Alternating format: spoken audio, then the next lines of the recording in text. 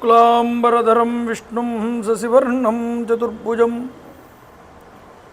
प्रसन्नवदनं ध्यायेत् सर्वविघ्नोपशान्तये।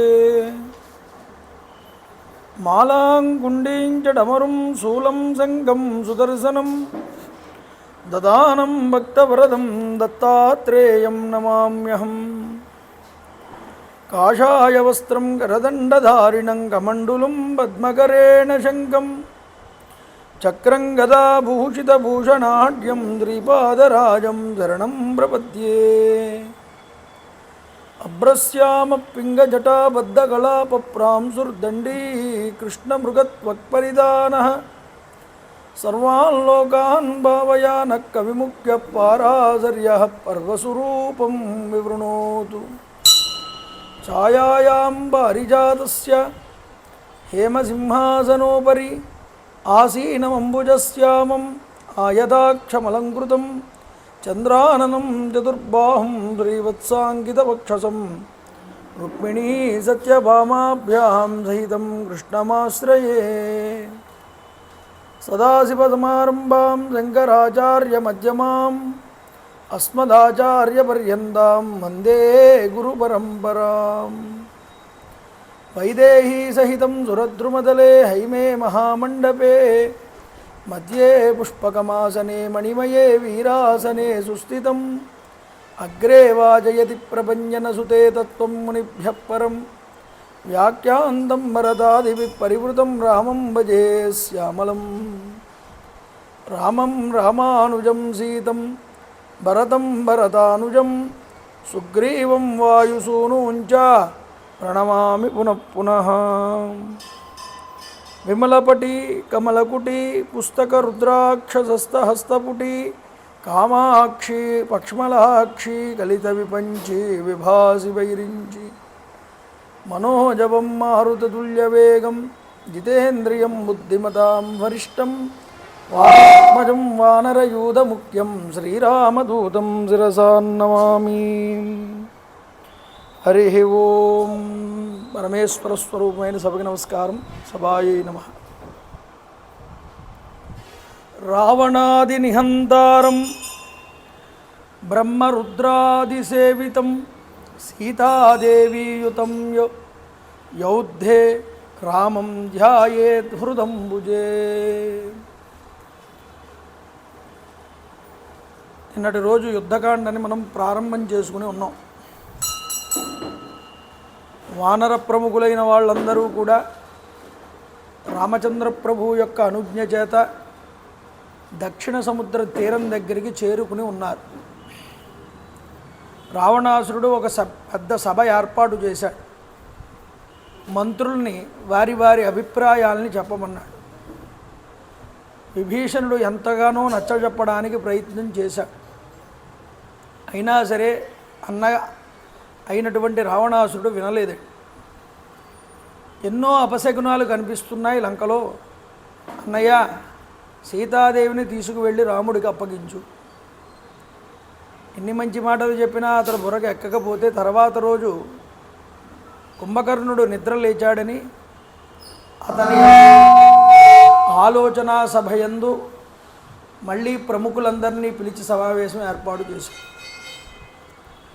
ఈ ఏర్పాటులో వారందరి దగ్గర కూడా ఉన్న విషయాలు బయటపెట్టాడు.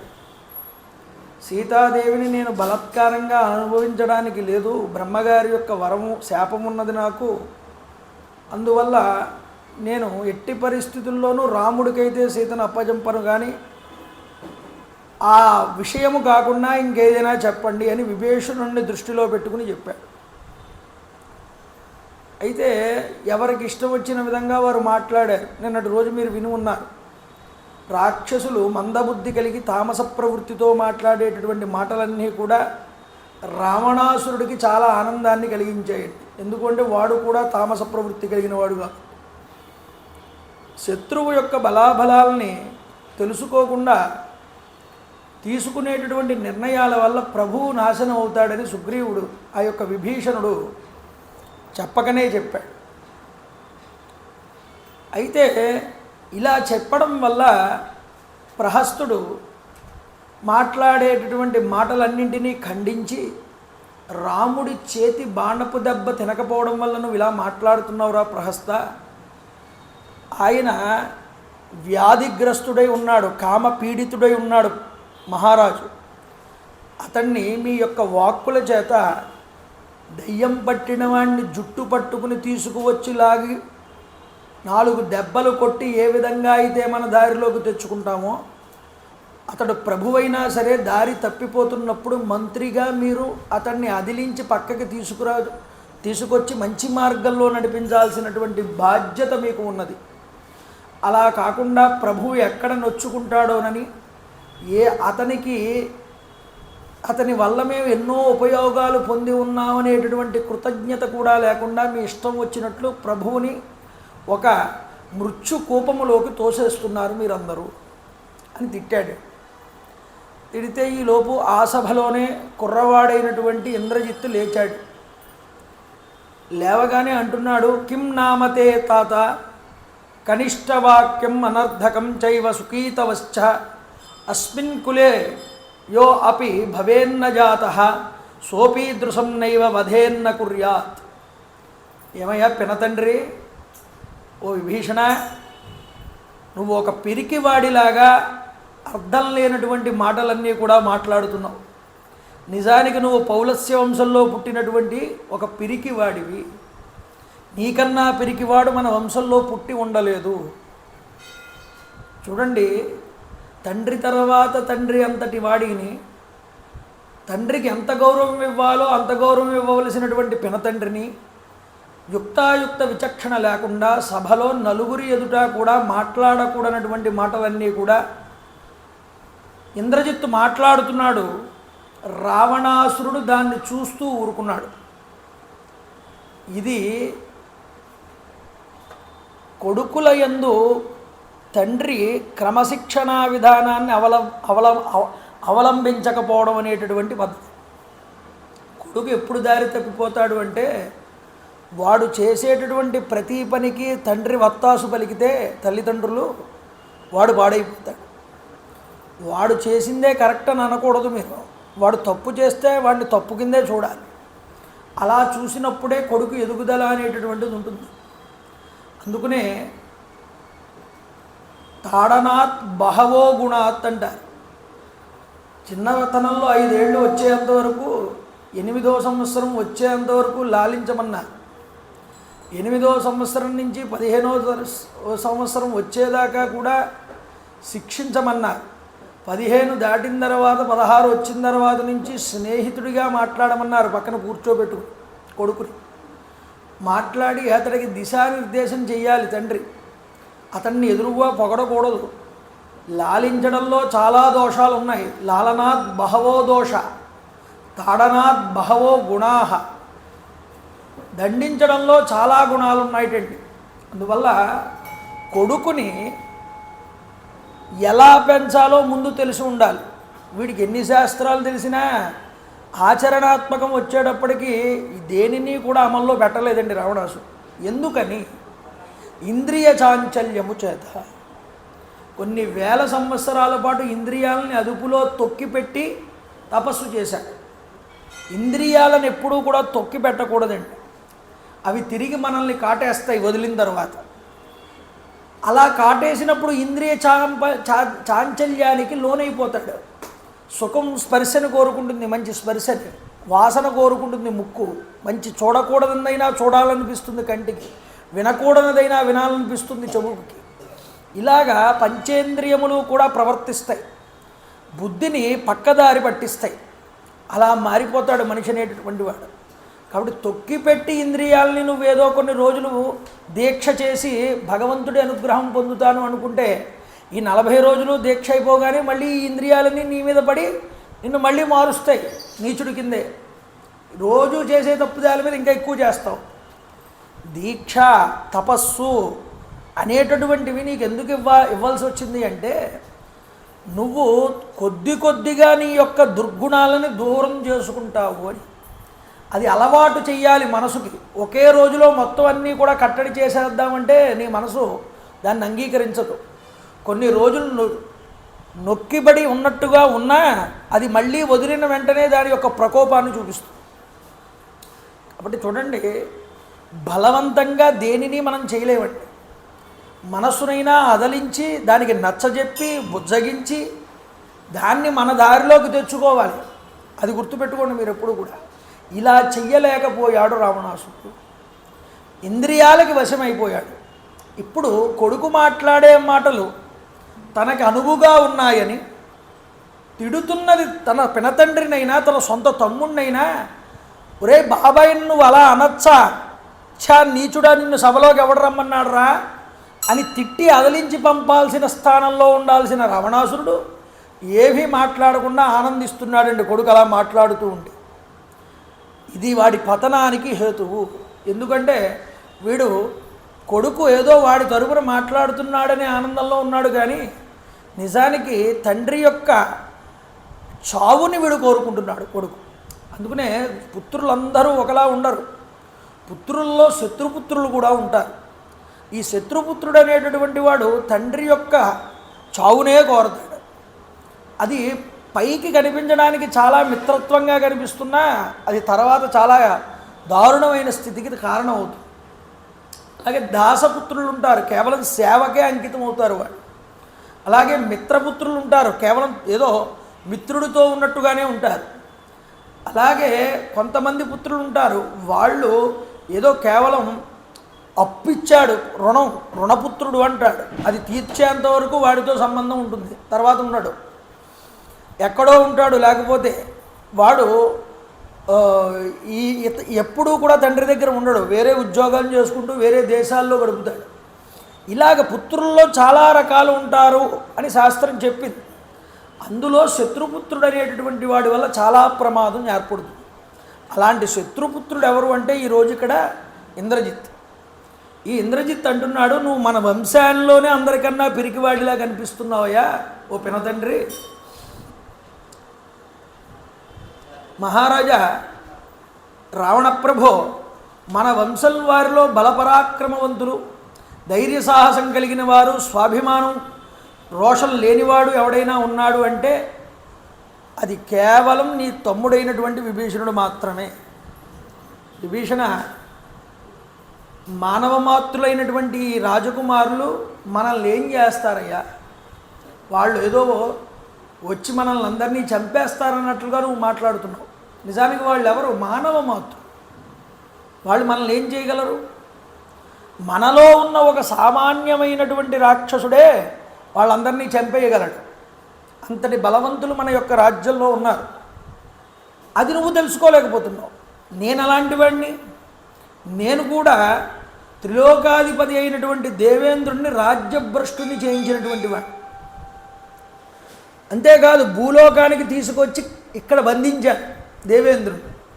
ఐరావతం యొక్క ఏనుగు దంతాలని రెండింటినీ విరిచి వేశాను. అంతేకాదు ఎంతోమంది దేవతలందరినీ కూడా దండించాను నా యొక్క బలం చేత, తపస్సు చేత. అందువల్ల నన్ను చూసి వాళ్ళందరూ 4 దిక్కులా పరిగెట్టారు, గగ్గోలు పెట్టారు. ఆ దెబ్బలతో దేవతలందరూ కూడా గడగడలాడిపోయారు. ఈరోజు అలాంటి మహావీరుడినైనటువంటి నాకు ఒక సామాన్య మానవ మాతృలైనటువంటి ఈ రాజకుమారులు అనేటటువంటి వాళ్ళు ఒక లెక్క. వీళ్ళని అన్నేం చేస్తారు? నువ్వెవరిని భయపెట్టాలని అనుకుంటున్నావు? నువ్వు నిజానికి ఇంద్రజిత్ పలికినటువంటి మాటలన్నీ విన్నాడండి విభీషణుడు.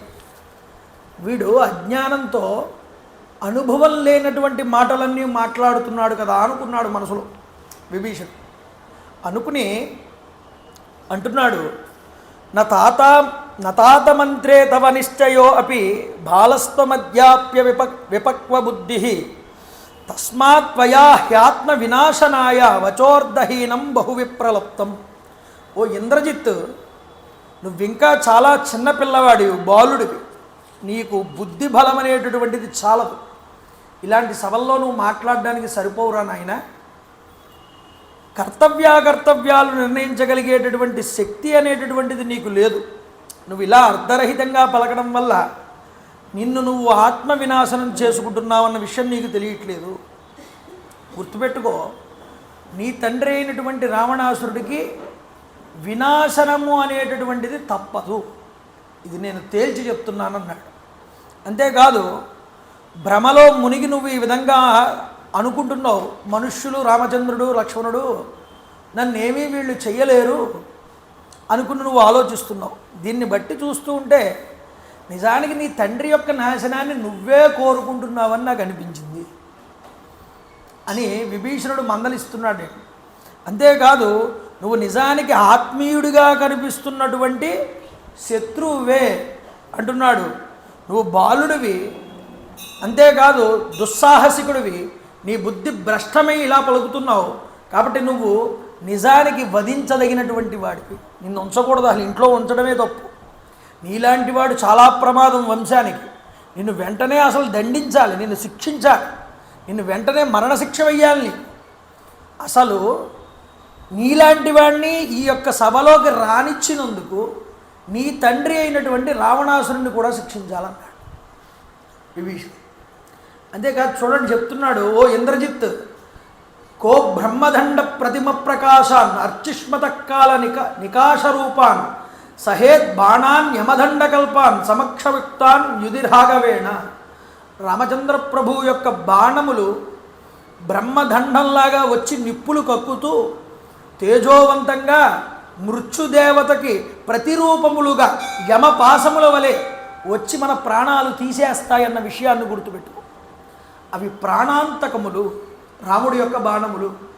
అంతేకాదు అలాంటి రాముడి యొక్క శరల ధాటికి రణరంగంలో తట్టుకోగలిగిన వాడు ఎవడున్నాడయ్యా? ధనాని రత్నాని విభూషణాని వాసాంసి దివ్యాని మణీంశ్చ చిత్రాన్ సీతాంచ రామాయ నివేద్య దేవీం వసేమ రాజాన్ నిహ వీతశోక. ఎప్పటికైనా బుద్ధి తెచ్చుకుని మంచి మంచి రత్నాలు మణులు వైఢూర్యాలు పట్టువస్త్రాలు మొదలైనటువంటి దివ్యమైన కానుకలన్నింటితో పాటు సహితంగా సీతమ్మని తీసుకువెళ్ళి రామచంద్ర ప్రభువుకి అప్పగించారా కృతకృత్యులైపోతారు, బ్రతికిపోతారు, హాయిగా సుఖంగా ఉంటారు. లేదా రాముడి చేతిలో రాక్షసులకి వినాశనం అనేటటువంటిది తప్పదు. మళ్ళీ నొక్కి చెప్పాడు. అప్పటిదాకా వింటున్నటువంటి రావణుడు విపరీతమైన కోపాన్ని పొందాడు. విభీషణుడు మాట్లాడు, వాడికి బుద్ధి రాదు. వాడంటాడు, వసేత్సహ సపత్నేన క్రుద్ధేన అసివిషేణ చ నతు మిత్రప్రవాదేన సంవసేచ్ఛాతృసేవిన. ప్రాణాపాయకరమైన కోపంతో బుసలు కొడుతున్న మహాసర్పాలతో కూడినదైనటువంటి మంచం మీద కూడా పక్కలో అలాంటి సర్పాలని పడుకోబెట్టి వాటి పక్కన నిద్రించవచ్చు, వాటితో సహవాసమైనా చేయవచ్చు. మిత్రుడిలాగా ప్రవర్తిస్తూ శత్రుపక్షపాత బుద్ధి కలిగినటువంటి జ్ఞాతితో మాత్రం జీవించకూడదు అని ఒక ధర్మం చెప్తున్నాడు. వీడికి తెలిసిన వీడికి అనుకూలమైన ధర్మం ఇది. జ్ఞాతి అంటే అతడు తోబుట్టినటువంటి వాడు శత్రుపక్షం వైపు వహించి మాట్లాడినప్పుడు వాడిని ఉపేక్షించకూడదు, అలాంటి వాడిని దగ్గరికి చేరనివ్వకూడదు అంటున్నాడు. ఈ జ్ఞాతులందరూ కూడా తమ దాయాదుల యొక్క దుఃఖములు పాలవడానికి చాలా కుతూహలపడుతూ ఉంటారు. అలా వాళ్ళు దుఃఖాల పాలైతే వాళ్ళని చూసి సంతోషిస్తూ ఉంటారు. అలాంటి జ్ఞాతుల్లో వీడొకడు అని విభీషణుడిని చూపిస్తున్నాడు. ప్రధానం సాధనం వైద్యం ధర్మశీలంచ రాక్షస జ్ఞాతయో హవ్యమానం మన్యంతే శూరం పరిభవంతి చ. లోకంలో జ్ఞాతులు తనకంటే ఉన్నత స్థితికి చేరుకున్న కార్యదక్షులైన విద్వాంసులైన ధర్మస్వభావాన్ని పొందిన వాళ్ళు చాలా గొప్పవాళ్ళు అని అనిపించుకున్న ఆ యొక్క స్థితిని చూసి ఈ జ్ఞాతులని దాయాదులనేటటువంటి వారు ఈ జ్ఞాతులనేవారు చూసి ఓర్వలేరుటండి దాయాదుల్ని చూసి. అంతేకాదు వాళ్ళు కల్మషభావాన్ని పొందుతారు మనసులో. క్రూరాత్ములై వారికి చేయూతని ఇవ్వకపోగా తిరిగి ద్రోహం చేస్తారయ్యా. అలాంటి జ్ఞాతికి సంబంధించిన వాడు ఈ యొక్క విభీషణుడు. అయినా విభీషణ పూర్వం ఒకప్పుడు పద్మవనంలో ఉన్నటువంటి ఏనుగులన్నీ కూడా తమకు బంధింపవచ్చినటువంటి ఆ పాశహస్తులైన వాళ్ళందరినీ కూడా చూసి కొన్ని శ్లోకాలు చెప్పాయి. ఏమిటా శ్లోకాలు అంటే, నా అన్యాని శస్త్రాన్ని నన పాశాభయావహ ఘోరాః స్వార్థప్రయుక్తాస్తు జ్ఞాతయోనో భయావహ.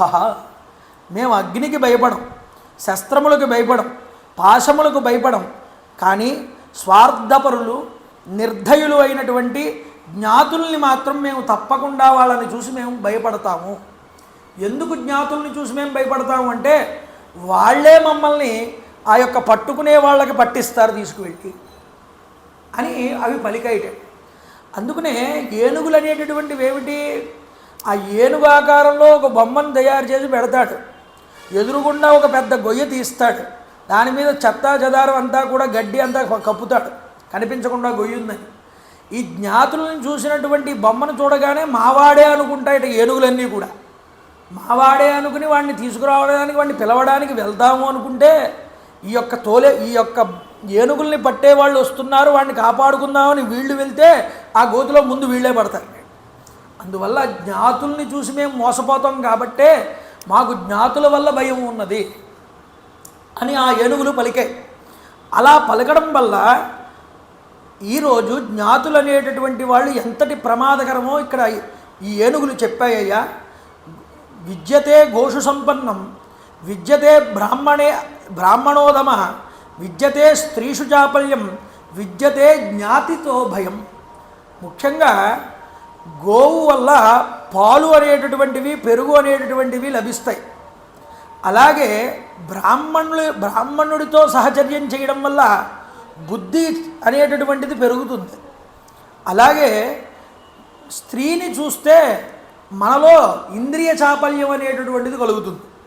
కానీ జ్ఞాతిని చూస్తే మాత్రం ఎవరికైనా సరే భయమే కలుగుతుంది అని చెప్తున్నాడు రావణాసుడు. విభీషణ అన్ని లోకాల్లోనూ గౌరవాదరాలని పొందినటువంటి వాడను, ఐశ్వర్యవంతుణ్ణి, ఉత్తమ వంశంలో జన్మించిన వాడిని, శత్రువుల్ని పాదాక్రాంతుల్ని చేసుకున్న వాడిని అయినటువంటి నా ఔన్నత్యాన్ని చూసి నా జ్ఞాతివైనటువంటి నువ్వు ఓర్వలేకపోతున్నావు. ఇది వీడు అర్థం చేసుకున్నది తమ్ముణ్ణి. ఇన్ని మంచి మాటలు చెప్పి అన్నయ్య తప్పన్నయ్య, పరస్త్రీని తీసుకువచ్చి ఇంట్లో పెట్టుకోవడం కన్నా దోషభూయిష్టం మరొకటి లేదు అని మంచి మాట చెప్తే వాడికి చెవికి ఎక్కకపోగా వీడికి అనుకూలంగా మాట్లాడట్లేదని వాడు విభీషణుడికి ఇచ్చిన బిరుదేమిటి అంటే, నేను ఇంత గొప్పగా నేను తపస్సు చేసి నీ కీర్తి ప్రతిష్టలు పొందితే నువ్వు నన్ను చూసి ఓర్వలేకపోతున్నావు ఈ మాట అన్నాడు. చూడండి, మాట పడ్డాడు విభీషణుడు. అన్యస్త్యేవాం విధం బ్రూయాత్ వాక్యమేతాన్ నిశాచర అస్మిన్ ముహూర్తేన భవేత్వాంతు దిక్ కులపాంశన. నిజానికి తామరాకు మీద ఉన్నటువంటి నీటి బొట్టులు ఏవైతే ఉంటాయో ఆ నీటి బొట్టులు ఒకదాన్నొకటి కలుసుకోవు ఎప్పటికీ, అవి వాటి స్థానాల్లోనే ఉంటాయి. అలాగే జ్ఞాతివైనటువంటి నువ్వు ఎప్పటికీ కూడా నన్ను అర్థం చేసుకోలేవు, నన్ను కలవలేవు, నా యొక్క సహచర్యానికి నువ్వు సరి అయిన వాడివి కాదు. చి కులపాంస కూడా అని తిట్టాడు. తిట్టి నువ్వు రాక్షస వంశంలో చెడబుట్టినటువంటి వాడివి, నువ్వు తప్ప మరొకడు ఎవడైనా ఇలా పలికి ఉంటే సభలో నిజానికి వాడిని ప్రాణాలు తీసేసేటటువంటి వాడిని, నువ్వు నా తోబుట్టిన వాడివని చెప్పే గౌరవం చేత నిన్ను విడిచిపెట్టేస్తున్నాను ఈరోజు, పో అవతలకని తిట్టాడు. తిట్టగానే ఇంకెక్కడ ఉండకూడదని ఒక నిశ్చయానికి వచ్చేశాడు విభీషణుడు. ఇత్యుక్త్వా పరుషం వాక్యం న్యాయవాదీ విభీషణ ఉత్పపాత గదాపాణి చతుర్భిః సహ రాక్షసై. ధర్మమునందు నడిచేవాడికి మంచి మాటలు చెప్పినా అధర్మాత్ముడు తిరిగి తిడితే కాస్త నొచ్చుకుంటాడు. అందువల్ల ఇక్కడ ఉండకూడదని అనుకుని తన చేతిలో ఉన్న గదను తీసుకుని ఆ విభీషణుడు ఆకాశంలోకి ఎగిరాటాడు. ఆకాశంలోకి ఎగరగానే అతన్ని అనుసరిస్తూ అతడి యొక్క మంత్రులైనటువంటి నలుగురు అతనితో పాటు ఆకాశంలోకి ఎగిరారు. ఆకాశం ఏమన్నా మాట్లాడుకోకండి నాయన, ఆగండి కాసేపు వీటి చెప్తున్నాం కదా, మీరు మాట్లాడుకుంటే మేము ఎలా చెప్పినా ఇక్కడ కూర్చుని, ఏమన్నా మాట్లాడుకుంటే పక్కకి మాట్లాడుకోండి. అయితే అంతరిక్షంలోకి ఎగిరాడు ఆ విభీషణుడితో కలిసి ఆ మిగతా నలుగురు మంత్రులు కూడా. జ్యేష్ఠోమాన్య పితృసమో నచ ధర్మపదే స్థిత ఇదం తు పరుషం వాక్యం న క్షమాం ఎనృతం తవ. వెంటనే రాజా, చెప్తున్నాడు ఆకాశంలోకి వెళ్ళి విభీషణుడు, నువ్వు నాకన్నా పెద్దవాడివి, అందువల్ల నువ్వు ఇష్టం వచ్చినట్లుగా పలికావు నా యందు, ధర్మ మార్గాన్ని విడిచిపెట్టావు. నిజానికి నువ్వు నాకు అన్నగారివి, తండ్రి గారిని నేను ఎంత గౌరవించాలో నిన్ను నేను అంత గౌరవించాలి. అంతేకాదు నువ్వు ఇన్ని పరుషమైనటువంటి మాటలు మాట్లాడిన, అధర్మమైనటువంటి మాటలు మాట్లాడిన నేను సహించాను నీ మీద ఉన్నటువంటి గౌరవం చేత. కానీ రావణ జితేంద్రియులు కానివారనేటటువంటి వారు, ఆయువు మూడినటువంటి వారి తమ హితాన్ని కోరి పలికిన మంచి మాటలు అనేటటువంటి వాళ్ళకి ఎప్పటికీ కూడా చెవికి ఎక్కవు. నేను నీకు ఎంతగానో మంచి చెప్పి చూశాను, అది నీ చెవికి ఎక్కలేదు అన్నయ్య. సునీతం హితకామేన వాక్యముక్తం దశానన గృహ్ణాంత్య కృతాత్మాన కాలస్యవ సమాగత.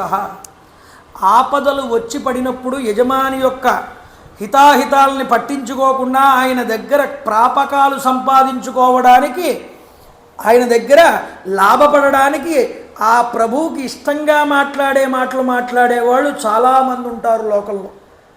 సులభ పురుషారాజన్ సతతం ప్రియవాదిన అప్రయస్యతు మధ్యస్య వక్త శ్రోత చ దుర్లభ. కానీ మంచి చెప్పేటటువంటి వాడు అది కటువుగా ఉన్నా లెక్క చేయకుండా నీ హితాన్ని కోరి మాట్లాడే వాళ్ళు ఉంటారే, అలాంటి వాళ్ళు దొరకడం కష్టం. ఒకవేళ అలాంటి వాడు దొరికినా వాటిని వినేవాడనేటటువంటి వాడు అరుదు, దొరకడు. కాబట్టి ఈరోజు నీకు చెప్పేవాళ్ళు లేరు మంచి. ఇక్కడ చెప్పేవాడిని నేనున్నా నా మాట నువ్వు వినే స్థితిలో లేవు. తిరిగి నువ్వు నన్ను తిట్టి అవమానిస్తున్నావు. సర్వనాశనం అయ్యేటటువంటి పరిస్థితికి నిన్ను నువ్వు తెచ్చుకుంటున్నావు అన్నయ్య, గుర్తుపెట్టుకో.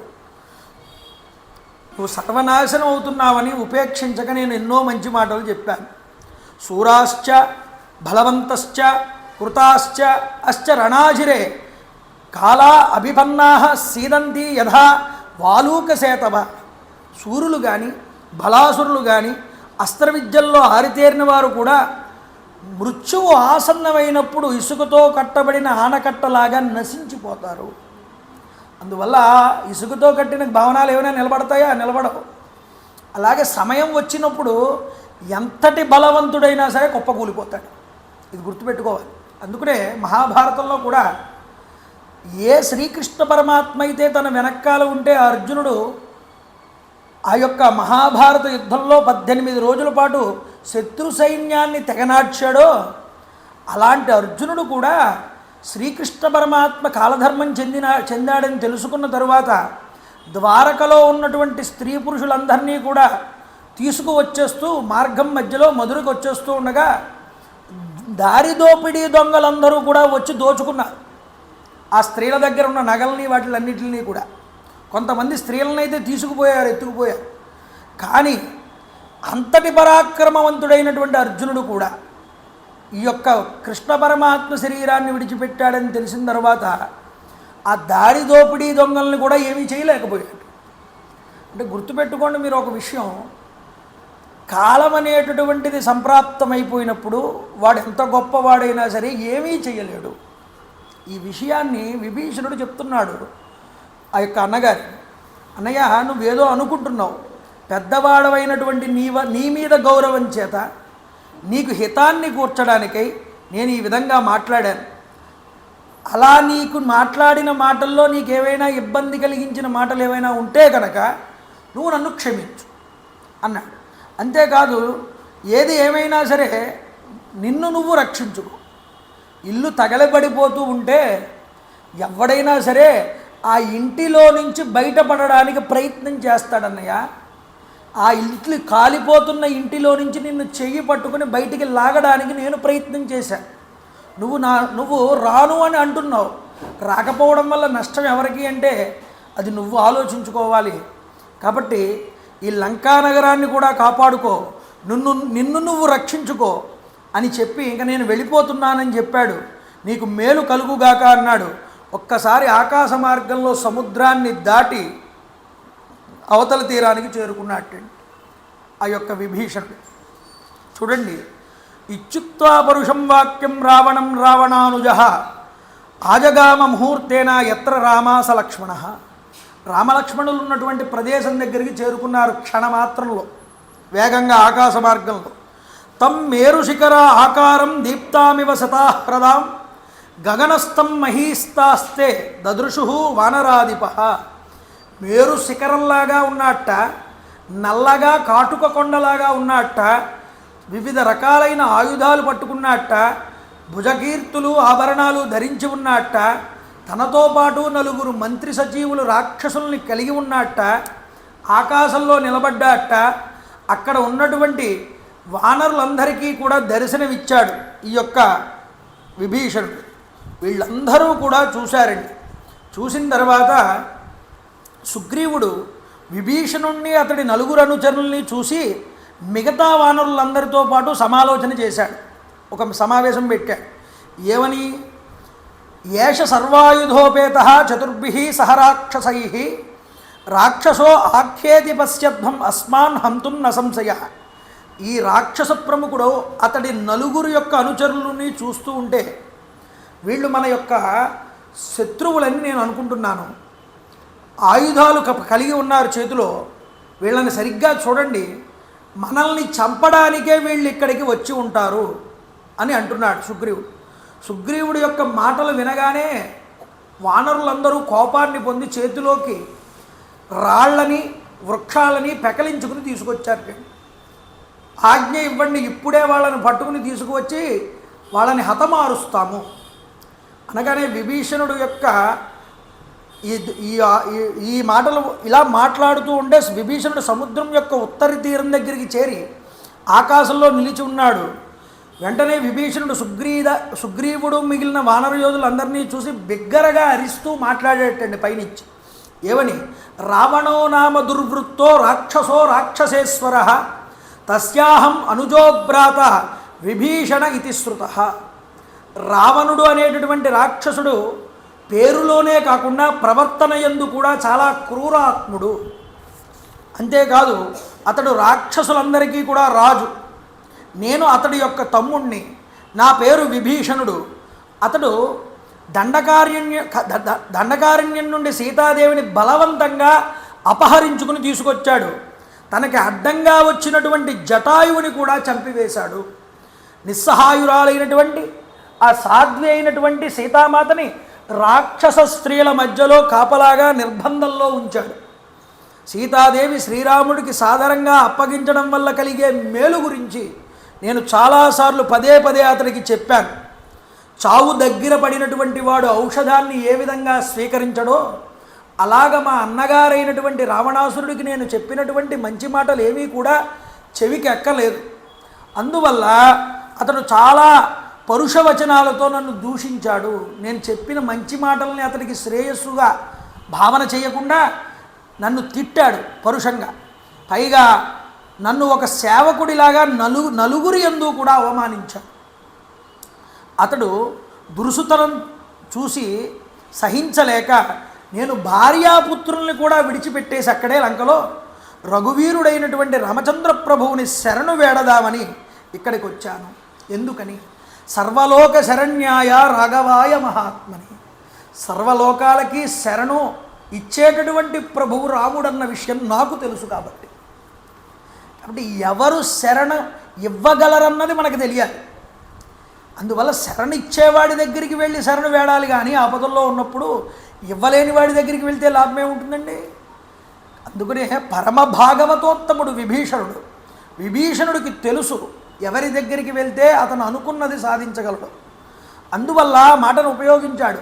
సర్వలోక శరణ్యాయ రాఘవాయ మహాత్మనే నివేదయతమాం క్షిప్రం విభీషణ ఉపస్థితం. కాబట్టి రామచంద్ర ప్రభువుకి మీరందరూ కూడా వెళ్ళి చెప్పండి, విభీషణుడు శరణు కోరి తమ సమీపానికి వచ్చి ఉన్నాడు అని వెంటనే వివరించండి అన్నాడు. ఏతత్తువచనం శ్రుత్వా సుగ్రీవో లఘు విక్రమ లక్ష్మణస్యాగ్రతో రామం సంరబ్ధం ఇదమబ్రవీత్. విభీషణుడు పలికిన మాటలన్నింటినీ కూడా విన్నటువంటి ఆ యొక్క సుగ్రీవుడు వేగంగా పరిగెత్తుకుంటూ రాముడున్న ప్రదేశానికి వెళ్ళాట. వెళ్ళి జరిగిన విషయాన్నంతటినీ ప్రభువుతో చెప్పాడు. రావణస్య అనుజోభ్రాత విభీషణ ఇతి శృతః చతుర్భిః సహ రక్షోభిః భవంతం శరణంగతః. స్వామి రామచంద్ర ప్రభో, రావణాసురుడి తమ్ముడైనటువంటి విభీషణుడు తన అనుచరులైనటువంటి 4 రాక్షసులతో కూడి మిమ్మల్ని శరణు కోరడానికి ఇక్కడికి వచ్చి ఉన్నాడు. శరణార్థి అయి వచ్చినటువంటి ఆ విభీషణుడు శత్రుపక్షం వాడు. ఈ విషయాన్ని దృష్టిలో ఉంచుకుని మన యొక్క వానర యోధుల భద్రత విషయమై జాగ్రత్త పడవలసి ఉన్నది స్వామి. ఇప్పుడు చేయవలసినటువంటి ఆలోచనని, తర్వాత చేయవలసిన వ్యూహ రచనని, అవలంబించవలసినటువంటి యుద్ధ నీతిని, నడపవలసినటువంటి గూఢాచారి చర్యల్ని అన్నింటినీ కూడా సావధానులమై మనం ఆలోచించాలి, అడుగు వేయాలి ఆచితూచి మనం ముందరికి. కాబట్టి శత్రుపక్షం వారి యొక్క ఆలోచనల్ని, వ్యూహాలని, యుద్ధనీతిని, గూఢాచారుల గురించి బాగా ఆలోచన చేయడం యుక్తం. కంగారు పడిపోయి ఏ నిర్ణయం తీసేసుకోకూడదు మనం అని రాముడితో చెప్తున్నాడు. అంతేకాదు మరొక్క మాట చెప్తున్నాడు చూడండి. అంతర్ధానగత హేతే రాక్షస కామరూపిణ శూరాశ్చ నికృతిజ్ఞాశ్చ తేషు జాతు న విశ్వసేత్. ఈ రాక్షసులు కామరూపులు, అదృశ్యంగా సంచరించగలిగేటటువంటి శక్తి సంపన్నులు. కాబట్టి రామ, వీళ్ళు కపటోపాయం కలిగినటువంటి వారు, వీళ్ళని అప్పటికీ కూడా నమ్మకూడదన్నాడు. ఎందుకంటే నాకు రావణాసురుడే వీళ్ళని గూఢాచారుల కింద మన దగ్గరికి పంపించాడేమోనని నాకు అనిపిస్తుంది. అంతేకాదు అదే కనుక నిజమైతే మన పక్షంలో చేరిన తర్వాత ఇతడు మనలో మనకే భేదాభిప్రాయాలు కనిపించి మనల్లో మనమే కొట్టుకుని చచ్చేలాగా కూడా చేయగలడు అలాంటి వాడు. లేదా స్వామి, ఇతడు మనలో ఒకడుగా మసలుకుంటూ ఏం చేస్తాడో తెలుసా? మిత్రాటవీ బలం చైవ మౌలం భృత్యాబలం తథా. మన యొక్క రహస్యాల్ని, మన లోపాలని బాగా పసిగట్టి పూర్తిగా మనం నమ్మిన తర్వాత తిరిగి అతడు నీ మీదే దండెత్తి నిన్ను దెబ్బతీస్తాడు. ప్రభో, ముఖ్యంగా ఎవరినైనా సరే మన సైన్యంలో రిక్రూట్ తీసుకోవాలి అంటే ఎలా తీసుకోవాలో చెప్తాను విను. మిత్రుల్ని తీసుకోవచ్చు సైన్యంలోకి, అంతేకాదు అడవి జాతి వారిని తీసుకోవచ్చు, లేదా పరంపరంగా వంశపారంపర్యంగా వస్తున్నటువంటి సైనికుల్ని తీసుకోవచ్చు, లేదా డబ్బిచ్చి వాళ్ళని వేతనాల మీద తీసుకోవచ్చు, లేదా స్వామి శత్రుపక్షం వారనేటటువంటి వాళ్ళు ఉంటారే, వాళ్ళల్లో ఉన్న సైన్యాన్ని మాత్రం ఎప్పటికీ మనం దగ్గరికి తీసుకోకూడదు.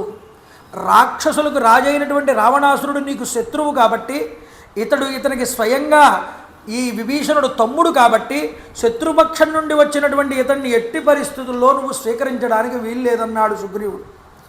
అప్పుడు ఈ విభీషణుడు క్రూరాత్ముడైనటువంటి రావణాసురుడు యొక్క సోదరుడు కాబట్టి ఇతడికి తీవ్రమైన దండనతో ఇతని అనుచరులతో సహా వధించాలని నేను కోరుకుంటున్నానన్నాడు. ఈ విధంగా మాట్లాడితే రామచంద్ర ప్రభు సుగ్రీవుడు చెప్పిన మాటలన్నింటినీ కూడా విన్నారటండి. విన్న తర్వాత హనుమ వైపు చూశారు, మిగతా వానరులందరికేసి చూశారు. ఏమయ్యా, వచ్చినటువంటి శరణార్థి అయి వచ్చినటువంటి శత్రుపక్షం వాడైనటువంటి విభీషణుడు యొక్క విషయం గురించి మీ యొక్క రాజైనటువంటి సుగ్రీవుడి అభిప్రాయాన్ని చెప్పి ఉన్నాడు. మిగతా మీ మంత్రులు, ప్రముఖులు అయినటువంటి మీ వానరులందరూ కూడా మీ అభిప్రాయాల్ని కూడా చెప్పండి అన్నారు. ఎందుకంటే వానర ప్రముఖులారా, సందర్భాన్ని అనుసరించి ఒక మిత్రుడు చెప్పినాడు కదా అని తక్కిన వారు మిన్నకుండకూడదు. కాబట్టి మీరు మాట్లాడకుండా ఉండడం మంచిది కాదు. ఏదో ఒకడు మాట్లాడుతున్నాడు కదా అని అనుకోకూడదు. మీ అభిప్రాయాలు కూడా బయట పెట్టండి అన్నాడు. రామచంద్ర ప్రభు ఇలా మాట్లాడేటప్పటికి వానరులందరికీ కూడా ఆనందం కలిగిందండి. అయితే మీ సూచనలు ఇవ్వండి, నిస్సంకోచంగా చెప్పండి అన్నాడు. ఈ ముల్లోకాలలో స్వామి రామా, నీకు తెలియందేమీ కూడా లేదు. అయినా మా మీద ఉన్నటువంటి ఆ ఆత్మీయతతో, గౌరవ ప్రతిష్టలతో మమ్మల్ని ఉన్నత స్థానంలో నిలబెట్టడం కోసం మమ్మల్ని మా అభిప్రాయాల్ని అడుగుతున్నావు తప్ప నిజానికి నిర్ణయం తీసుకోవడం నీకు తెలియక, స్వామి తప్పకుండా చెప్తానయ్యా అని మొట్టమొదట అంగదుడు మాట్లాడుతున్నాడు. అంగదుడు ఏమంటున్నాడంటే, అసలు ముందుగా విభీషణుణ్ణి మనం పరీక్షించి మనం తీసుకోవడం ఉత్తమం అన్నాడు. ఎలాగా? శత్రుపక్షం నుండి వచ్చాడు కాబట్టి అన్ని విధాలుగా ముందు ఇతని మీద మనం అనుమానం పొందిన తరువాత తొందరపడి నమ్మకుండా ఇతనిలో ఉన్న గుణాలెన్ని, దోషాలెన్ని విచారించిన తర్వాత అతడు స్వీకరించదగినవాడా, స్వీకరించకూడనివాడా ఆలోచించి అప్పుడు నిర్ణయం తీసుకోవాలి అన్నాడు అంగదుడు. అన్న తరువాత శరభుడు అనేటటువంటి వానరుడు మాట్లాడుతున్నాడు. అయ్యా పురుషోత్తమ రామ, విభీషణుడు గురించి తెలుసుకోవడానికి వెంటనే ఎవరినైనా ఒక గూఢాచారిని పంపించి ఆ గూఢాచారి చేత మాట్లాడించి ఆ విభీషణుడి మాటల్లో ఉన్న అంతరార్థాలని గ్రహించి అప్పుడు తగిన నిర్ణయం తీసుకోవడం ఉత్తమమని నాకు అనిపిస్తున్నది అన్నాడు. ఆ తర్వాత జాంబవంతుడు శాస్త్ర దృష్టిలో పెట్టుకుని మాట్లాడుతున్నాడు. ఏమంటున్నాడు? బద్ధ వైరాశ్చ పాపాశ్చ రాక్షసేంద్ర విభీషణ ఆదేశకాలే సంప్రాప్త సర్వదా శంక్యతాం అయం. జాంబవంతుడు మాట్లాడుతున్నాడు, రావణాసురుడు చాలా పాపాత్ముడు, వైరం పూని ఉన్నాడు మన మీద. ఈ విభీషణుడు అతని నుంచి ఇక్కడికి వచ్చాడు. ఈ విభీషణుడు ఇప్పుడు ఇక్కడికి రావలసినటువంటి సమయం కూడా కాదు, రావలసినటువంటి స్థానము కూడా కాదు. కాబట్టి అన్ని విధాలుగా ఇతన్ని శంకించాల్సిందే, అనుమానించాల్సిందే అంటున్నాడు. అంతేకాదు తతో మైందస్తు సంప్రేక్ష్య నయాపనయకోవిద వాక్యం వచన సంపన్నో భభాషే హేతుముత్తరం. మైందుడు మాట్లాడుతున్నాడండి, బాగా ఆలోచించి సహేతుకంగా మాట్లాడుతున్నట్ట. ఏమని? రాజా రామచంద్ర ప్రభో, ఈ విభీషణుడు ఆ రావణాసురుడు యొక్క తమ్ముడు కదా, ఇతడి రాకకు కలిగినటువంటి కారణాల గురించి మంచి మాటలతో తిన్నగా ఇతన్నే అడగడం చాలా మంచిది. ఇతడి భావం ఏమిటో తెలుసుకుని వాటిని లోతుగా పరిశీలించి ఇతడు దుష్టుడు కాడో లేకపోతే దుష్టుడో అన్న విషయాల్ని పరిశీలించి ఆ తర్వాత మనం నిర్ణయం తీసుకోవాలన్నాడు. ఆ తర్వాత హనుమంతుల వారు మాట్లాడుతున్నారండి. చూడండి, సకల శాస్త్ర సంపన్నుడు, ప్రముఖుడు, సకల శాస్త్రాలని అభ్యసించినవాడు, సంస్కారం తెలిసినటువంటి వాడు ఈ హనుమంతుడు చెప్తున్నాడు, రామ నువ్వు చాలా గొప్ప ప్రజ్ఞాశాలివయ్యా, సర్వసమర్థుడివి, వాక్చతురుడివి, మాటల్లో బృహస్పతివి, నీకు సాటి రాగలిగిన వాడు ఎవరున్నారు? ప్రభు,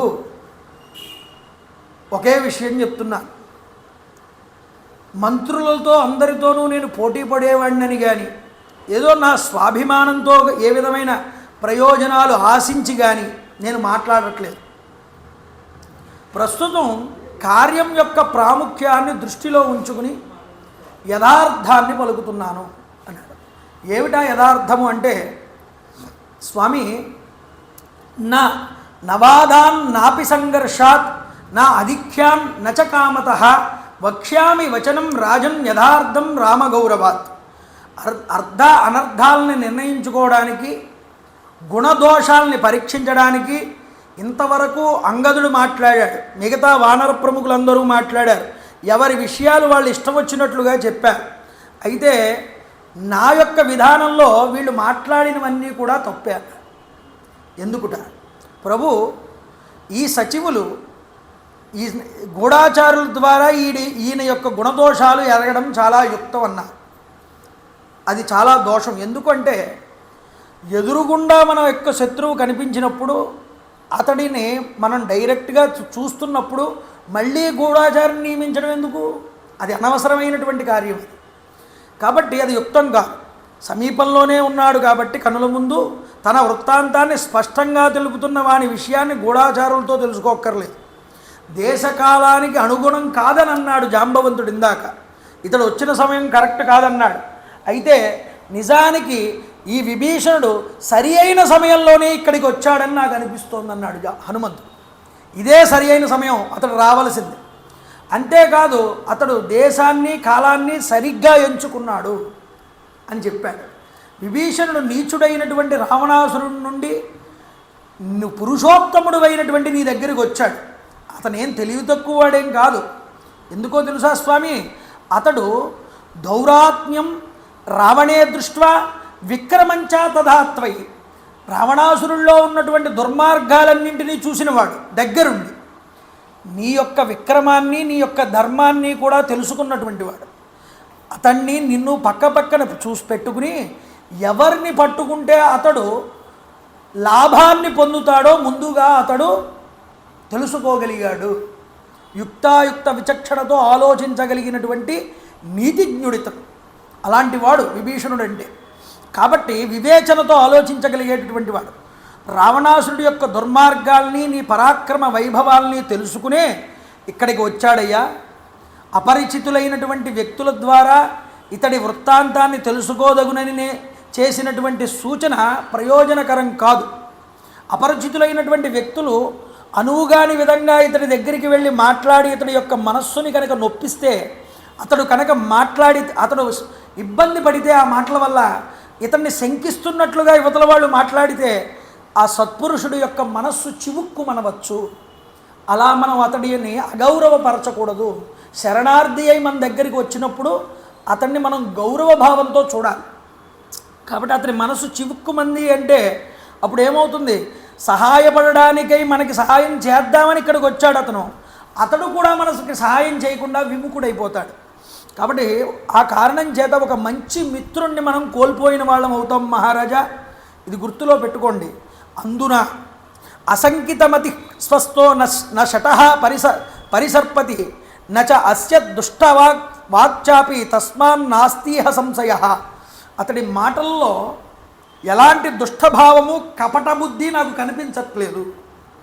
హనుమ బుద్ధిమతాం వరిష్ఠుడండి, పరేంగిత జ్ఞానం కలిగిన వాడు స్వామి హనుమ. మీకు చెప్పాను ముందరే సుందరకాండలో.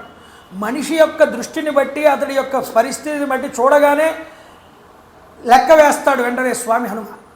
ఆయన చెప్తున్నాడు, అందుకనే ఇతని ముఖంలో కపటము లేదు, పైగా ప్రసన్నంగా ఉంది అతడి యొక్క ముఖం. అందువల్ల అతడి సౌజన్య విషయంలో నాకు ఎలాంటి సందేహము కూడా లేదు.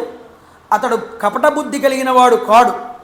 స్వస్థత చిత్తుడై నీ దగ్గరికి చేరదీయదగినటువంటి వాడు.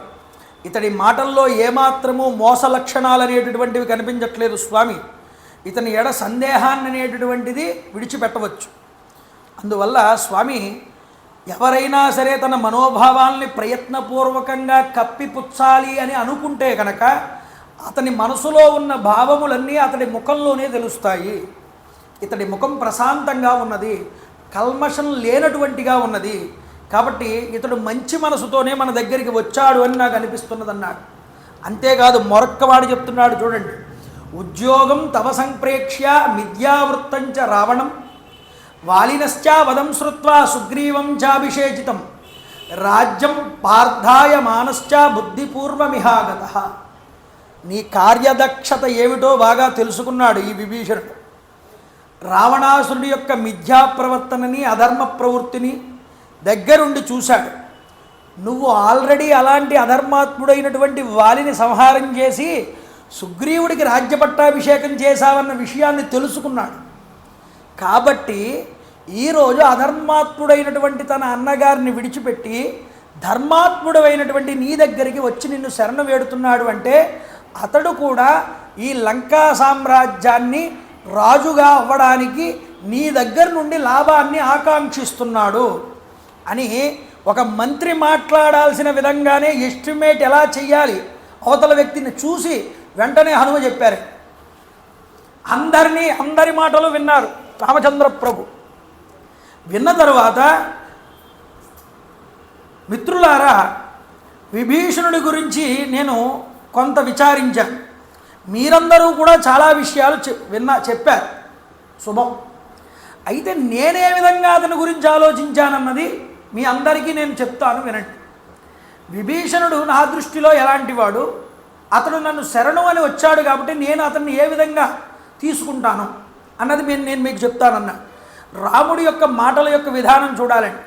పరమాత్మ యొక్క వైశిష్ట్యం ఎంత గొప్పదో, శరణు అంటే పరమాత్మని ఎంత ఆశ్రితవత్సలుడవుతాడో మనకి ఇక్కడ రామచంద్ర ప్రభు మాటల్లో తెలుస్తుంది. అంటాడు ఆయన, ఇదే విభీషణ శరణాగతి అండి. ఇది చాలా ముఖ్యమైన ఘట్టం మొత్తం రామాయణంలో యుద్ధకాండలో. చూడండి, మిత్రభావేన సంప్రాప్తం నత్యజేయం కదంచవ దోషో యద్యపి తస్య స్యాత్ సతాం ఏతద్ గర్హితం.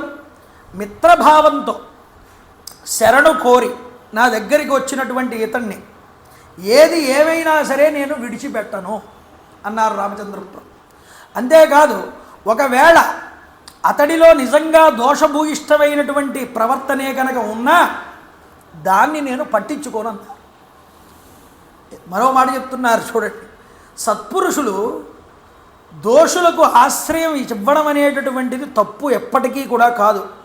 కాబట్టి నేను విభీషణుణ్ణి తప్పకుండా ఇతడికి ఆశ్రయం ఇచ్చి తీరతానన్నారు. సుదుష్టోవ అప్యదుష్టోవ కిమేష రజనీచర.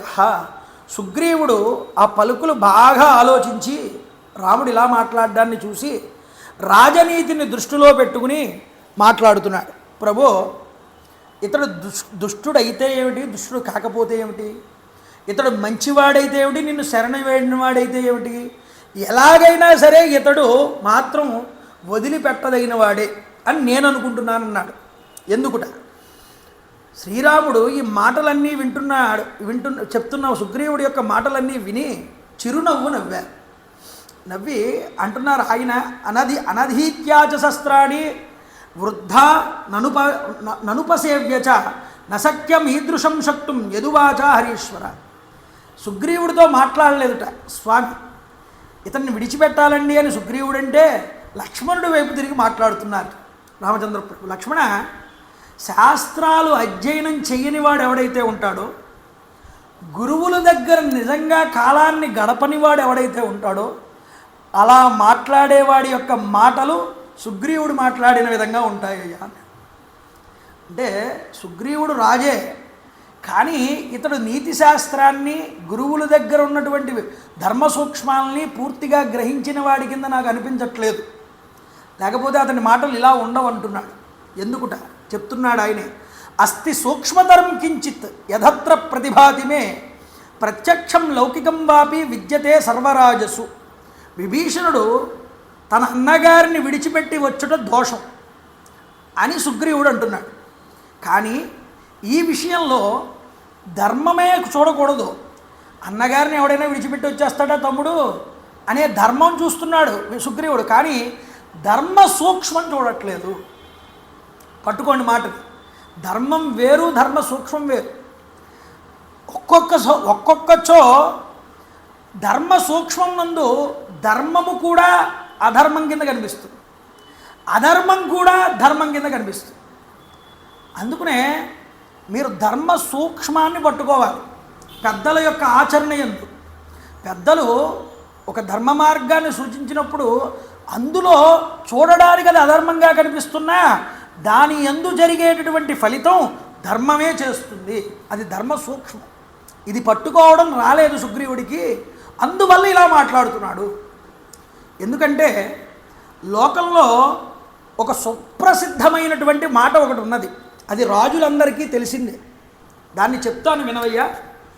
లోకంలో రాజులు ఎప్పుడూ కూడా తమ జ్ఞాతుల్ని, ఇరుగు పొరుగు దేశాధిపతుల్ని కూడా శత్రువులుగా భావిస్తారు. అంటే తోబుట్టిన వాడిని కూడా రాజు అనేవాడు నమ్మడుటే.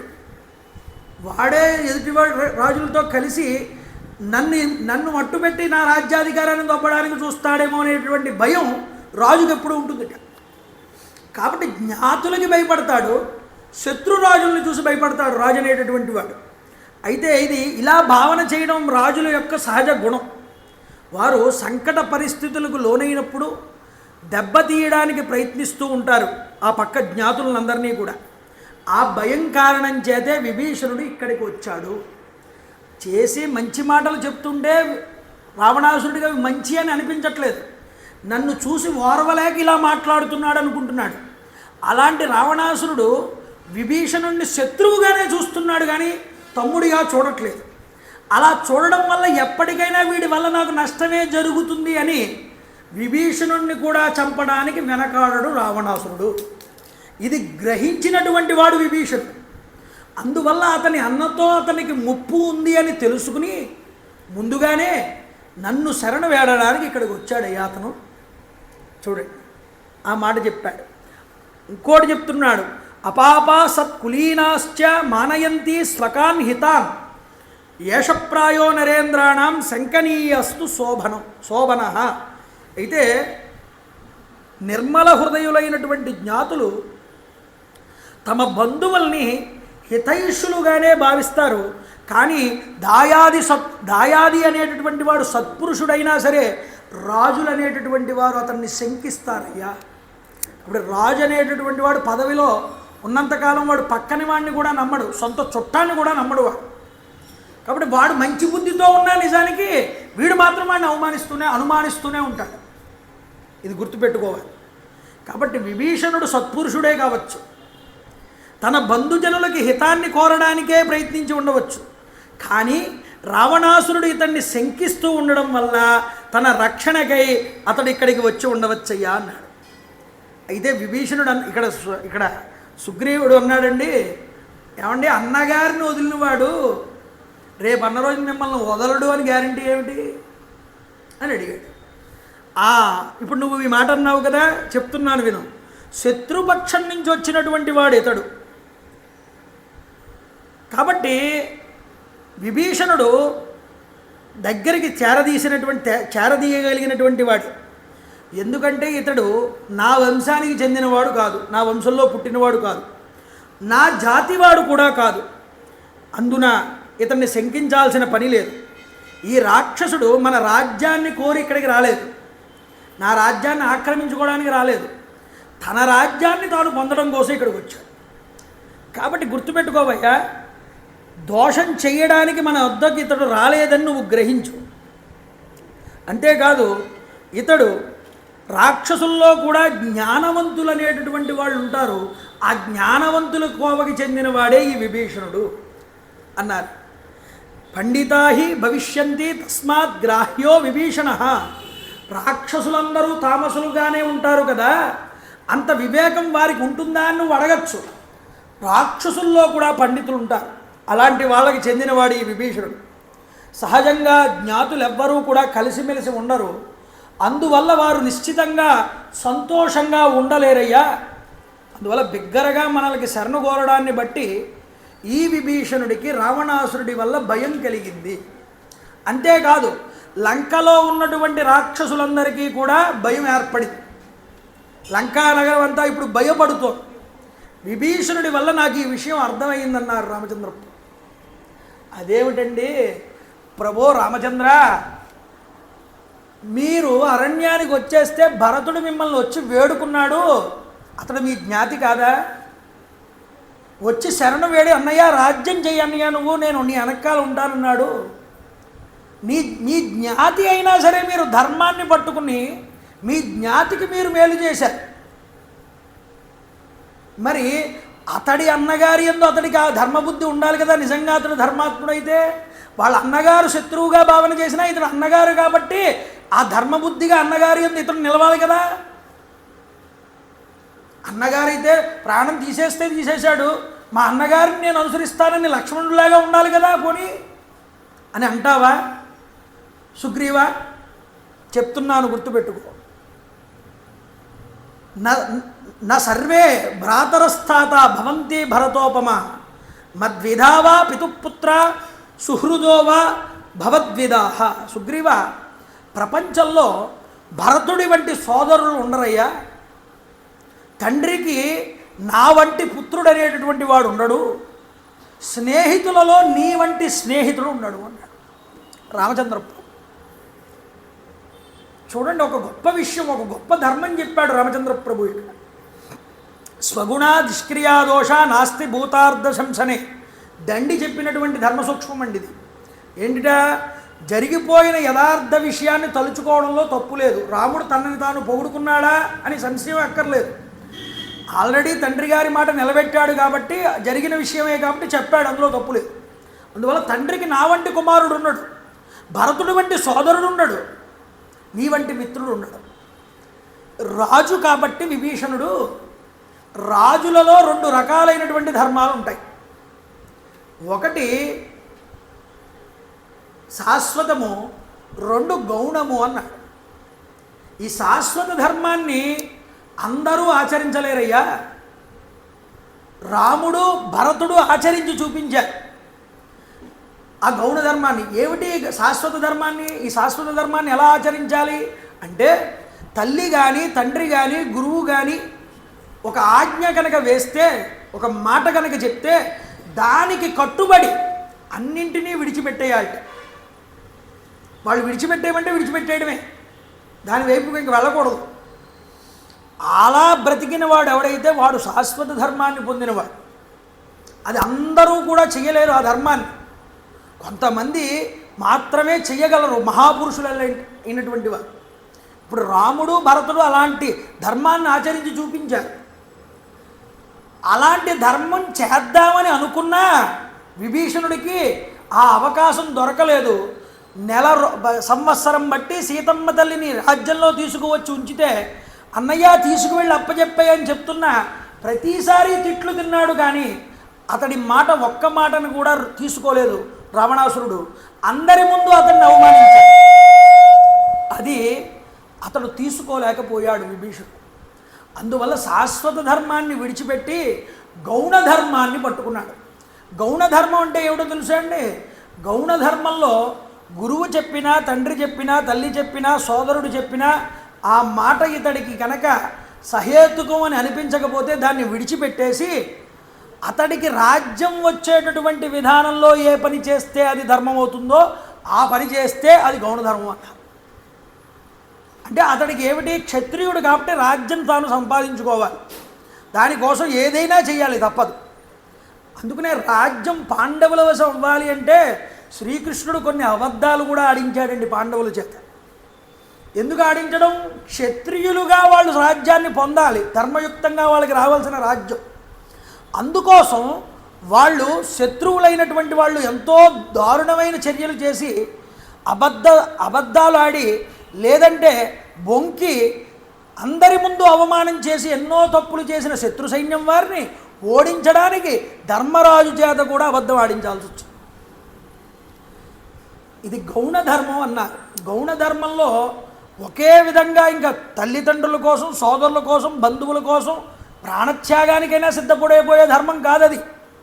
రాజ్యాన్ని పొందడానికి ఏది ధర్మమో ఆ ధర్మాన్ని పట్టుకోవడం గౌణ ధర్మం. క్షత్రియుడికి మాత్రమే వర్తిస్తుంది, అది అందరికీ వర్తించదండి.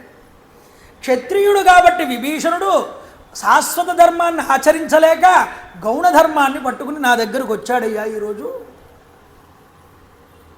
చెప్పాడు ఈ మాట. సుగ్రీవుడు అంటున్నాడు నమస్కారం చేసి, రామ, ఈ విభీషణుణ్ణి రావణాసురుడే ఇక్కడికి పంపించాడేమో అని నాకు అనిపిస్తోంది, ఇతన్ని బంధించడమే యుక్తమని నాకు అనిపిస్తోంది అన్నాడు. రావణుడి యొక్క ఆదేశంపై ఈ విభీషణుడు కుటిల బుద్ధితో ఇక్కడికి వచ్చాడేమో అనిపిస్తుంది. ఓ రామ, ఇతన్ని పూర్తిగా విశ్వసించి నిశ్చితంగా కనుక మనం ఉంటే అదను చూసి ఈ మాయావి అయినటువంటి విభీషణుడు నిన్ను, లక్ష్మణుణ్ణి, నన్ను కూడా హతమార్చేస్తాడు, ఇందులో సందేహం లేదు. కాబట్టి ఇతన్ని వధించడమే యుక్తమని నాకు అనిపిస్తుంది అన్నాడు. వెంటనే రామచంద్రప్రభు అన్నారు, చూడండి, ఒక్కసారి సుగ్రీవుడి వచనాలన్నింటినీ బాగా ఆలోచించారు. సుగ్రీవుడితో మాట్లాడుతున్నారు. సుగ్రీవ, సుదుష్టోవా అప్యదుష్టోవా కిమేష రజనీచర సూక్ష్మమప్యహితం కర్తుం మమ అశక్త కదంచన. ఈ రాక్షసుడు దుష్టుడైనా దుష్టుడు కాకున్నా ఇతడు ఏ విధంగానైనా ఏ కొంచెమైనా నాకు కీడు చెయ్యగలడా? ఆలోచించు. నువ్వన్నట్టుగానే ఇతడు నాకు కీడు చేద్దామని ఇక్కడికి వచ్చాడే అనుకో, నిజానికి ఇతడు నాకు కీడు చేయగలడా అని ఒక ప్రశ్న వేశాడు రామచంద్రప్రభు. ఇది గర్వం కాదండి, రాజనీతిలో శత్రువుల యొక్క బలాబలాల్ని అంచనా వేయడంలో ఇదో పద్ధతి. అంటున్నాడు, నేను కనుక తలుచుకున్నానా రాక్షసుల్ని కొనగోటితోనే మట్టు పెట్టగలను, పిశాచాలని, దానవుల్ని, యక్షుల్ని, అందరినీ కూడా. ఇతడి వల్ల నేను పొందేది ఏమీ లేదు, కానీ ఇతడు నన్ను శరణు వేడుతున్నాడు కాబట్టి ఇతన్ని నేను తీసుకుంటున్నాను అంతే. ఒక కథ చెప్పాడు. పూర్వం అరణ్యంలో 2 పావురాలు విహరిస్తున్నాయి, ఒక చెట్టు మీద నివాసం ఏర్పాటు చేసుకున్నాయి. ఒక వేటగాడు వచ్చి వేటాడుతున్నాడు. ఇందులో ఒక ఆడపావురాన్ని బాణంతో కొట్టాడు. అది గిలగిలా కొట్టుకుని నేల మీద పడి చచ్చిపోయింది. దాన్ని తీసుకుని వెళ్ళిపోయాడు ఈ వేటగాడు వేట చేస్తూ ఉండగా పెద్దగా మబ్బులన్నీ కప్పుకుని వచ్చి పెద్ద వర్షం పడింది. తలదాచుకోవడానికి ఎక్కడా అతనికి ప్రదేశం కనిపించలేదు. ఏ పావురాన్ని కొట్టాడో ఆ ప్రదేశానికి వచ్చి తలదాచుకున్నాడు. చూడండి, తలదాచుకున్నాడు, నా ఇంటికి వచ్చి నన్ను, నా యొక్క ప్రదేశానికి వచ్చి నన్ను శరణు వేడాడని తన భార్యని చంపినటువంటి ఆ రాక్షసుణ్ణి కూడా, ఆ కిరాతకుణ్ణి కూడా చోటిచ్చింది ఆ పౌరం, మగ పౌరం. చోటివ్వడం కాదు, చలికి వణికిపోతున్నాడని అతడి తన యొక్క గూటిలో ఉన్నటువంటి ఎండు పుల్లలన్నిటిని తీసుకువెళ్ళి అక్కడ దానికి నిప్పు రాజేయించి, దాంట్లో నిప్పు పుట్టించి దానిలో తాను ఆహుతి అయ్యిందిటండి ఈ పౌరు. అతడికి ఆహారాన్ని, ఆకలి తీర్చింది, నీడనిచ్చింది, వెచ్చదనాన్ని ఇచ్చింది, శరీరానికి చలి పోవడానికి.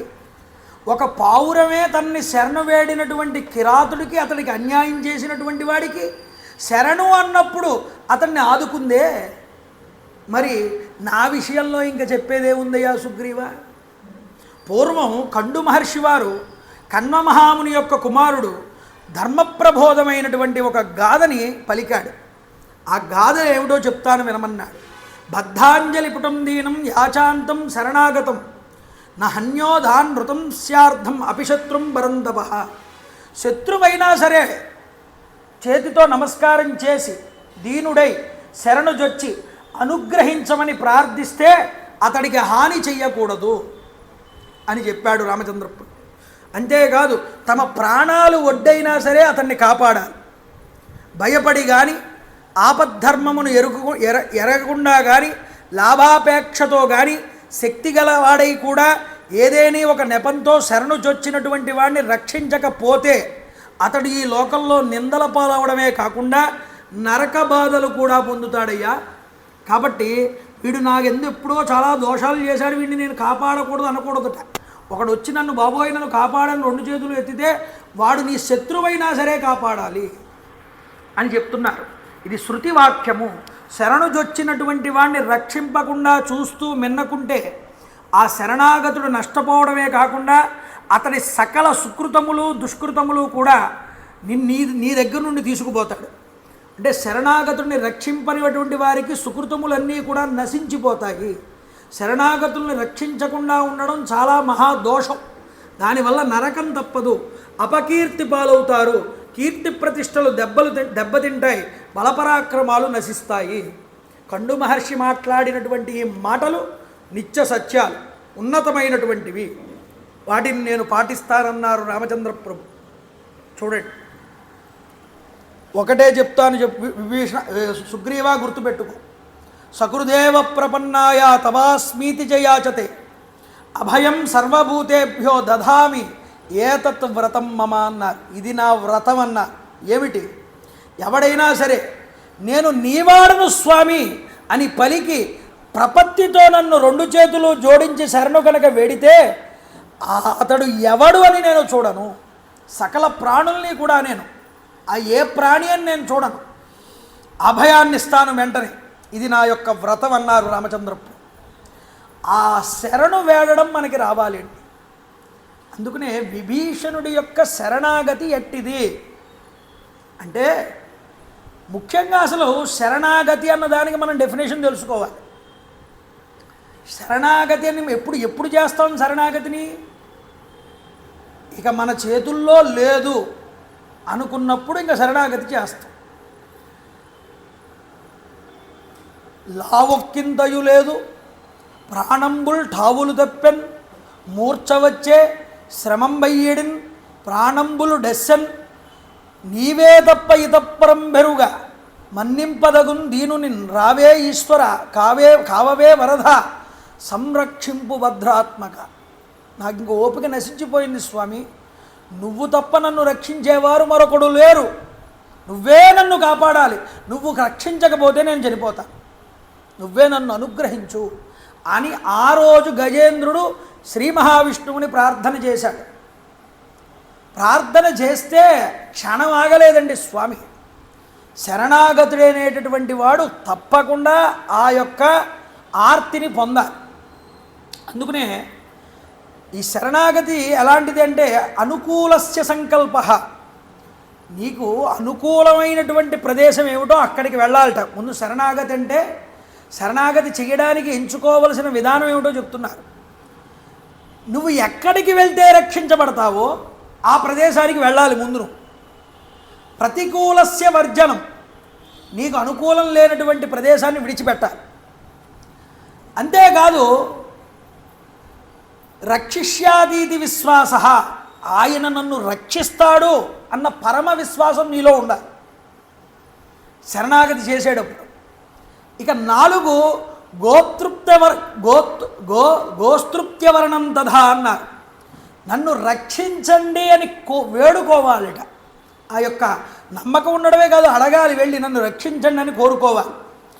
ఆత్మ నిక్షేప, నీ ఆత్మని నిన్ను నువ్వు అర్పించుకోవాలి ఆయన. అంతేకాదు కార్పణ్యే షడ్విధా శరణాగతి, కార్పణ్య బుద్ధి ఉండాలి. అంటే ఏమిటి? ఆయన వల్ల నేను అనుగ్రహాన్ని పొందాను అనేటటువంటి వినయం ఎప్పుడూ నీ యందు ఉండాలి, అది పోకూడదు. ఇలా ఉన్నవాడు, ఇలా చేసినవాడు శరణాగతి అసలైనటువంటి శరణాగతి చేసినవాడు. అయితే హనుమంతుడు చెప్పాడు ఏమని? అతని అన్న దగ్గర ఉన్న దుర్గుణాలన్నీ చూశాడు అతను, మీలో ఉన్న మంచి గుణాలన్నీ చూశాడు. వారిని సంహారం చేసి సుగ్రీవుడికి ఏ విధంగా అయితే రాజ్యాధికారం కట్టబెట్టారో అది తెలుసుకున్నాడు. మీ దగ్గరికి వస్తే అతడికి కూడా రాజ్యం వస్తుంది అన్న ఆశతో మీ దగ్గరకు వచ్చాడు. ఏమండి, పరమాత్మ దగ్గరికి వచ్చినప్పుడు ఏదో ధనాన్ని ఆశించి, డబ్బును ఆశించి అలా వచ్చి కోరుకోవచ్చా శరణాగతి? అంటే శాస్త్రంలో ఏం చెప్పారంటే, ఐశ్వర్యం కోరైనా, రాజ్యాధికారం కోరైనా భగవంతుడి అనుగ్రహంతో కోరుతున్నాడుగా. ఎవరినో వచ్చి శరణ వేడట్లేదు, అక్కడ భగవంతుడినే అడుగుతున్నాడు వాడికి ఏం కావాలన్నా. అందువల్ల అది చాలా ప్రశస్తం అన్నారు అలా కోరడం. అందుకనే మనకి గరుత్మంతుడు వచ్చినప్పుడు నాగాస్త్ర బంధనములన్నీ విడిపోతాయి రాముడికి. ఆ నాగపాశాల చేత బంధించి ఉన్నప్పుడు రామచంద్ర ప్రభు ఏడుస్తాడు విభీషణుడు, నిన్ను నమ్ముకుని నాకు రాజ్యం వస్తుందనేటటువంటి ఉద్దేశంతో నిన్ను చేరుకుంటే నీకే ఇలా అయిపోతే పరిస్థితి ఎలా స్వామి అంటాడు. సుగ్రీవుడు ఓదారుస్తాడండి, ఏమని? నీకు తప్పకుండా నీ రాజ్యం దక్కుతుందయ్యా, నువ్వేం కంగారు పడకంటాడు. అంటే ఖచ్చితంగా రాజ్యాన్ని కోరే రాముడి దగ్గరకు వచ్చాడు విభీషణుడు. అయినా సరే నాకు ఇష్టమే అన్నారు రామచంద్రుడు. ఎందుకని? గీతలో చెప్పాడు శ్రీకృష్ణ పరమాత్మ, చతుర్విధా భజంతే మాం. ఓ అర్జున, నరా సుకృతితో అర్జున అన్నారు. ఏమని? చతుర్విధా భజంతే మాం నరా సుకృతినో అర్జున, ఆర్తో జిజ్ఞాసు అర్ధార్థి జ్ఞానీచ భరతర్షభ. నా దగ్గరికి 4 వస్తారు ఎప్పుడూ కూడా భక్తులు, 4 రకాలైనటువంటి భక్తులు వస్తారట. ఒకళ్ళు ఆర్తితో వస్తారు, ఆర్తితో నిన్ను చూడలేక మనసు ఒప్పుకోక ఈరోజు స్వామివారిని చూడలేకపోయానే అనే ఆర్తి కలిగి నిన్ను చూడడానికే వస్తారు చాలామంది. వీళ్ళు ఆర్తి కలిగినటువంటి వారు. జిజ్ఞాసు అంటే నీ గురించి ఎన్నో విషయాలు తెలుసుకోవాలనుకుంటాడు, అలాంటి వాళ్ళు కూడా వస్తారు. అర్ధార్థి, ధనాన్ని కోరుకునే వాళ్ళు కూడా వస్తారయ్యా నీ దగ్గరికి. అయ్యా మాకింత డబ్బు కావాలి, ఇంత పరపతి కావాలి, మాకింత వ్యాపారం బాగుండాలి, మాకు ఈ విధంగా ఈ సంవత్సరం ఇల్లు కట్టుకోవాలి, లేకపోతే ఈ యొక్క పొలం కొనుక్కోవాలి, ఈ స్థలం కొనుక్కోవాలి, ఎన్నో ఆశలు వదిలితే పెద్ద టావు నిండిపోతుంది మనకి. ఇలా అర్థంతో కోరుకున్నా అదేదో కోరుకునేది నిన్ను కోరుకునే వాళ్ళు ఉంటారే, వాళ్ళను నువ్వు తప్పకుండా అనుగ్రహిస్తావు స్వామి. రామకృష్ణ పరమహంస ఒక కథ చెప్పేవారు. ఏమిటి అంటే, ఒక ఊళ్ళో ఒక స్వామీజీ ఉన్నాడు. ఆయన దగ్గరికి చాలామంది భక్తులు వస్తున్నారు. వస్తూ ఉంటే ఈయన ఏమనుకున్నాడంటే, చాలామంది భక్తులు వస్తున్నారు కదా మన ఆశ్రమానికి, రోజు ఇంతమంది భక్తులు వస్తున్నారు కాబట్టి వాళ్ళని అలా పంపించకుండా వాళ్ళకి కాస్త అన్నదానం పెట్టి పంపితే బాగుంటుంది అనుకున్నాడు. మరి డబ్బులు ఆ యొక్క ఊరిని పరిపాలిస్తున్న రాజుగారి దగ్గరికి వెళ్ళి అడుగుదామని రాజుగారి దగ్గరికి వెళ్ళాడు. రాజుగారు ప్రార్థన చేసుకుంటున్నారండి, ధ్యానంలో ఉన్నారు. మీరు కాసేపు కూర్చోండి అక్కడ అని లోపలికి తీసుకువెళ్ళి కుర్చీ వేసి కూర్చోబెట్టారు ఈ యొక్క సన్యాసి గారు. ఈ సన్యాసి అక్కడికి వెళ్ళి కూర్చున్నాడు. స్వాములు వారు ఈ రాజుగారు దేవుడు ఎదురుగుండా కూర్చుని, అయ్యా పక్క రాజ్యం కూడా నా దాంట్లోనే కలవాలి, శత్రు రాజ్యాన్ని నేను ఓడించాలి, నా సంపద పెరగాలి, నేను చాలా ఉన్నతున్నవ్వాలి, ఇవన్నీ కోరుకుంటున్నాడు. ఈ విన్నాడు వచ్చినటువంటి సన్యాసి గారు. విని చక్కా లేచి నడుచుకుంటూ బయటికి వెళ్ళిపోతున్నాడు. రాజుగారు చూశారు. చూసి సైగ చేసి, కాగండి కూర్చోండి, వెళ్ళొద్దు, నేను వస్తున్నానని చెప్పారు. సరే రాజు ఉన్నమన్నాడు కదా అని కూర్చున్నారు. లోపల పూజ అయిన తర్వాత బయటకు వచ్చి, ఏమండి వెళ్ళిపోతున్నారేమిటి, ఏదో పని మీద వచ్చినట్టున్నారు, వెళ్ళిపోతున్నారేమిటి అంటే, దేనికోసం వచ్చారంటే అదంతా మర్చిపోండి, అదేం పెద్ద విషయం ఏం కాదు, నాకు చాలా పని ఉంది, వెళ్ళిపోతున్నాను, నన్ను వదిలేయండి అన్నాడు. అలా కాదు, మీరు ఏదో పని మీద వచ్చి చెప్పకుండా వెళ్ళిపోతున్నారు, ఏం పర్లేదు చెప్పండి, నేను చేసి పెడతానన్నాడు. అంటే నేను ఆశ్రమంలో ఉన్నాను, రోజు చాలామంది వచ్చి నన్ను కలుస్తున్నారు భక్తులు, వాళ్ళకి అన్నదానం చేద్దామని నీ దగ్గర ఏదైనా కొంత ధనం తీసుకుందామని వచ్చాను. తీరా వచ్చిన తర్వాత నువ్వు కూర్చుని భగవంతుడిని నాకు ఇదివ్వి అదివ్వి అదివ్వి నువ్వే భగవంతుడిని అడుగుతున్నావు, నువ్వే ఇంకొకరిని చేయి చేస్తున్నావు, ఇంకొకరి దగ్గర చేయి చాచే నీ దగ్గర నేను చేయి చాచడం ఏమిటయ్యా, నువ్వెవరినైతే చేయి చాచుతున్నావో ఆయన్నే నేను చేయి చాచుతాను అని చెప్పి నువ్వు ఇచ్చేది నాకు అక్కర్లేదని వెళ్ళిపోయాడు. ఏమిటంటే ఏదడిగినా భగవంతుడిని అడగరా నాయన, భగవంతుడు ఇస్తాడు. నువ్వు ఎవడి దగ్గరికి వెళ్ళి అవసరార్థం చేయి చాచుతున్నావో వాడు కూడా చేయి చాచేది భగవంతుడి దగ్గరే. కాబట్టి భగవంతుడిని అడిగితే ఆయన ఇవ్వందంటూ ఏదీ లేదు, ఏదో రూపంలో ఇస్తాడు. ఆ ఆర్తి, ఆ జిజ్ఞాస, ఆ అర్ధస్థితి ఉన్నదే, ఇవన్నీ కూడా భగవంతుడు స్వీకరిస్తాడండి మన దగ్గర నుంచి. అప్లికేషన్స్ అన్నీ కూడా జ్ఞానిని చివరినిచ్చాడు. ఎందుకంటే వాడు ఆల్రెడీ అన్నీ పొంది ఉన్నాడు, జ్ఞానవంతుడు అయ్యాడు. బాగా చదువుకునే కొడుకున్నాడండి, వాడి గురించి ఇంకా పట్టించుకోరు తల్లిదండ్రులు. బాగా మందబుద్ధి కలిగిన కొడుకుంటాడు, వాడు ఎలా బాగుపడతాడో వాడి గురించి ఆలోచిస్తారు. అలాగే జ్ఞానిని చివరిలో పెట్టారు, ఎందుకంటే వాడికి వాడు తరించిపోతాడు, ఇంక వాడిని పట్టించుకోక్కర్లేదు. పట్టించుకోవాల్సింది ఎవరిని? ఆర్తి, జిజ్ఞాసు, అర్ధార్థి, వీళ్ళ ముగ్గురిని పట్టుకోవాలి భగవంతుడు. అందుకని వాళ్ళని ముగ్గురిని ముందర పెట్టాడు. అందువల్ల విభీషణుడు ధనాన్ని కోరి నా దగ్గరకు వచ్చిన రాజ్యాన్ని నేను అతన్ని అనుగ్రహిస్తా. ఎందుకని? అయ్యా నువ్వు తప్ప నన్ను అనుగ్రహించేవాళ్ళు ఇప్పుడు ఎవరూ లేరు.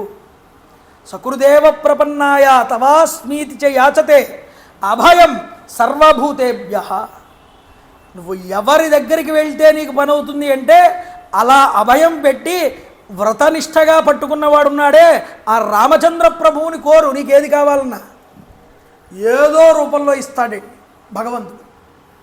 ఆ నమ్మకం, ఆ దృష్టి, ఆ పట్టుదల నీది ఎందు ఉండాలి, నీకు తెలుస్తుంది ఆ విషయం. అందుకనే రాముడిని నమ్ముకున్న వాడికి ఏమిటయ్యా వచ్చేది అంటే ఐశ్వర్యం, రామపూజనాత్, ఐశ్వర్యం కలుగుతుంది. రాముణ్ణి పూజించిన, రాముణ్ణి కీర్తించిన, రామనామం రాసిన, రామ కథ విన్నా, ఉపనిషత్ చెప్పింది రామతాపణ్యోపనిషత్, ఈ మాట నేను చెప్తున్నది కాదు. ఐశ్వర్యం రామపూజనాత్ అంది. రాముణ్ణి పూజించిన వాడి ఇంట ఐశ్వర్యం నిండిపోతుందన్నాడు. వాడి శరీరం ఆరోగ్యంగా ఉంటుంది, వాడి కుటుంబం ఆరోగ్యంగా ఉంటుంది, వాడికి సంపదకి లోటు ఉండదు, దారిద్ర్యాన్ని అనుభవించడు, ఎవడి దగ్గర చెయ్యి చాచడు, ఒక్క రామానుగ్రహం వల్ల. కాబట్టి రామానుగ్రహాన్ని పొందినవాడు, రామానుగ్రహానికి పాత్రుడైన వాడు ఎప్పటికైనా రక్షించబడతాడు. వాడు శుభాన్ని చూస్తాడు, వాడు సుఖాన్ని అనుభవిస్తాడు.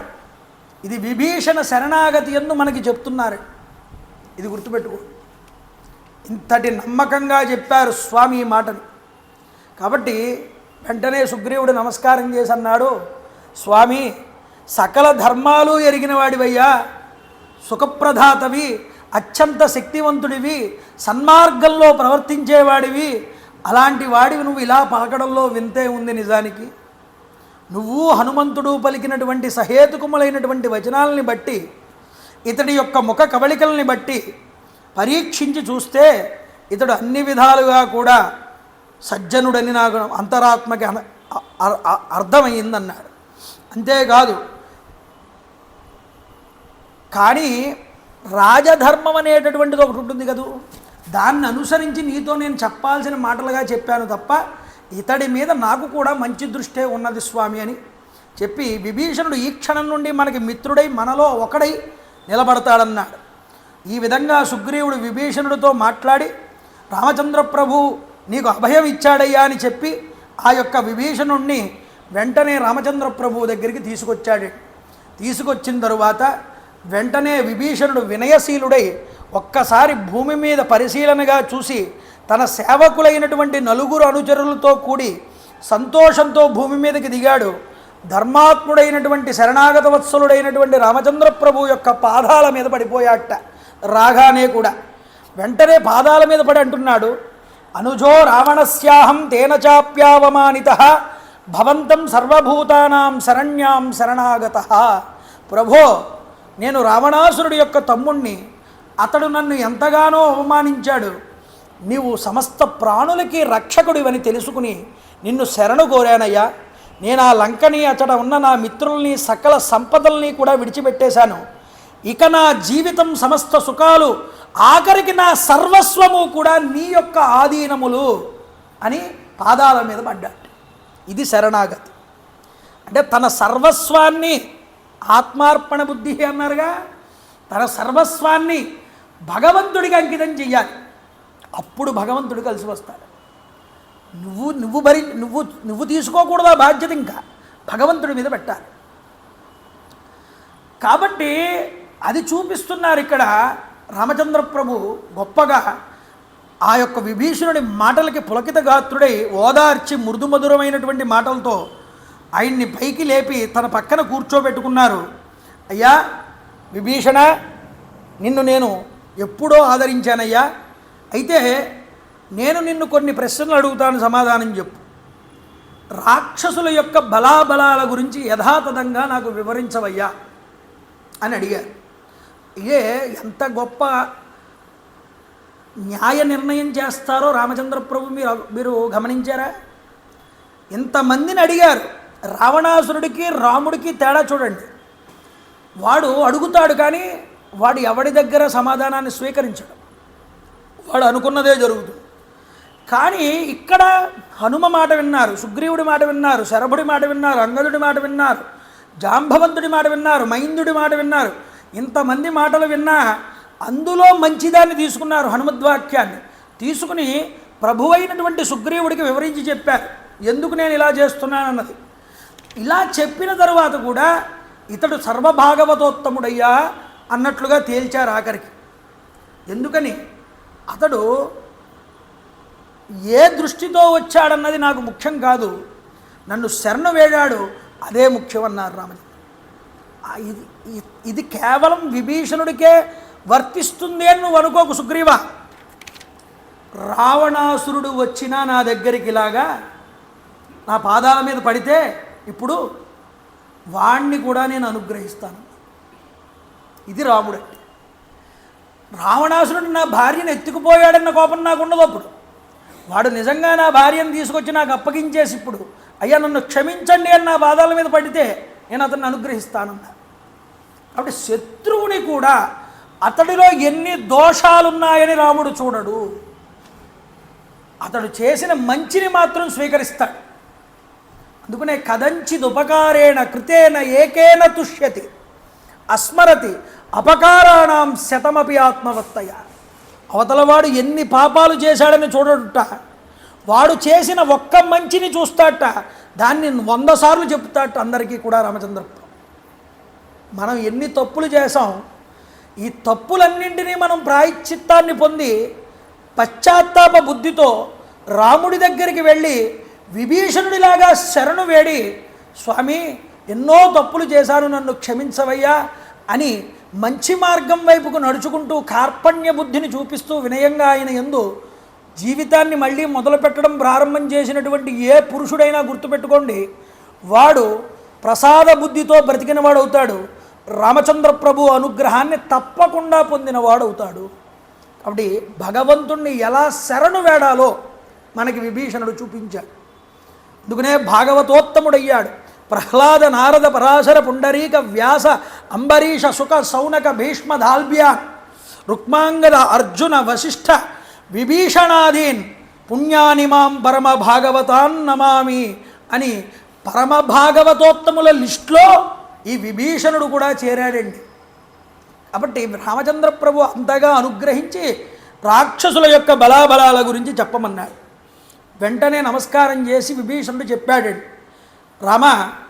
రావణాసురుడు బ్రహ్మదేవుడి నుండి అసాధారణమైనటువంటి వరాలన్నీ కూడా పొందాడు.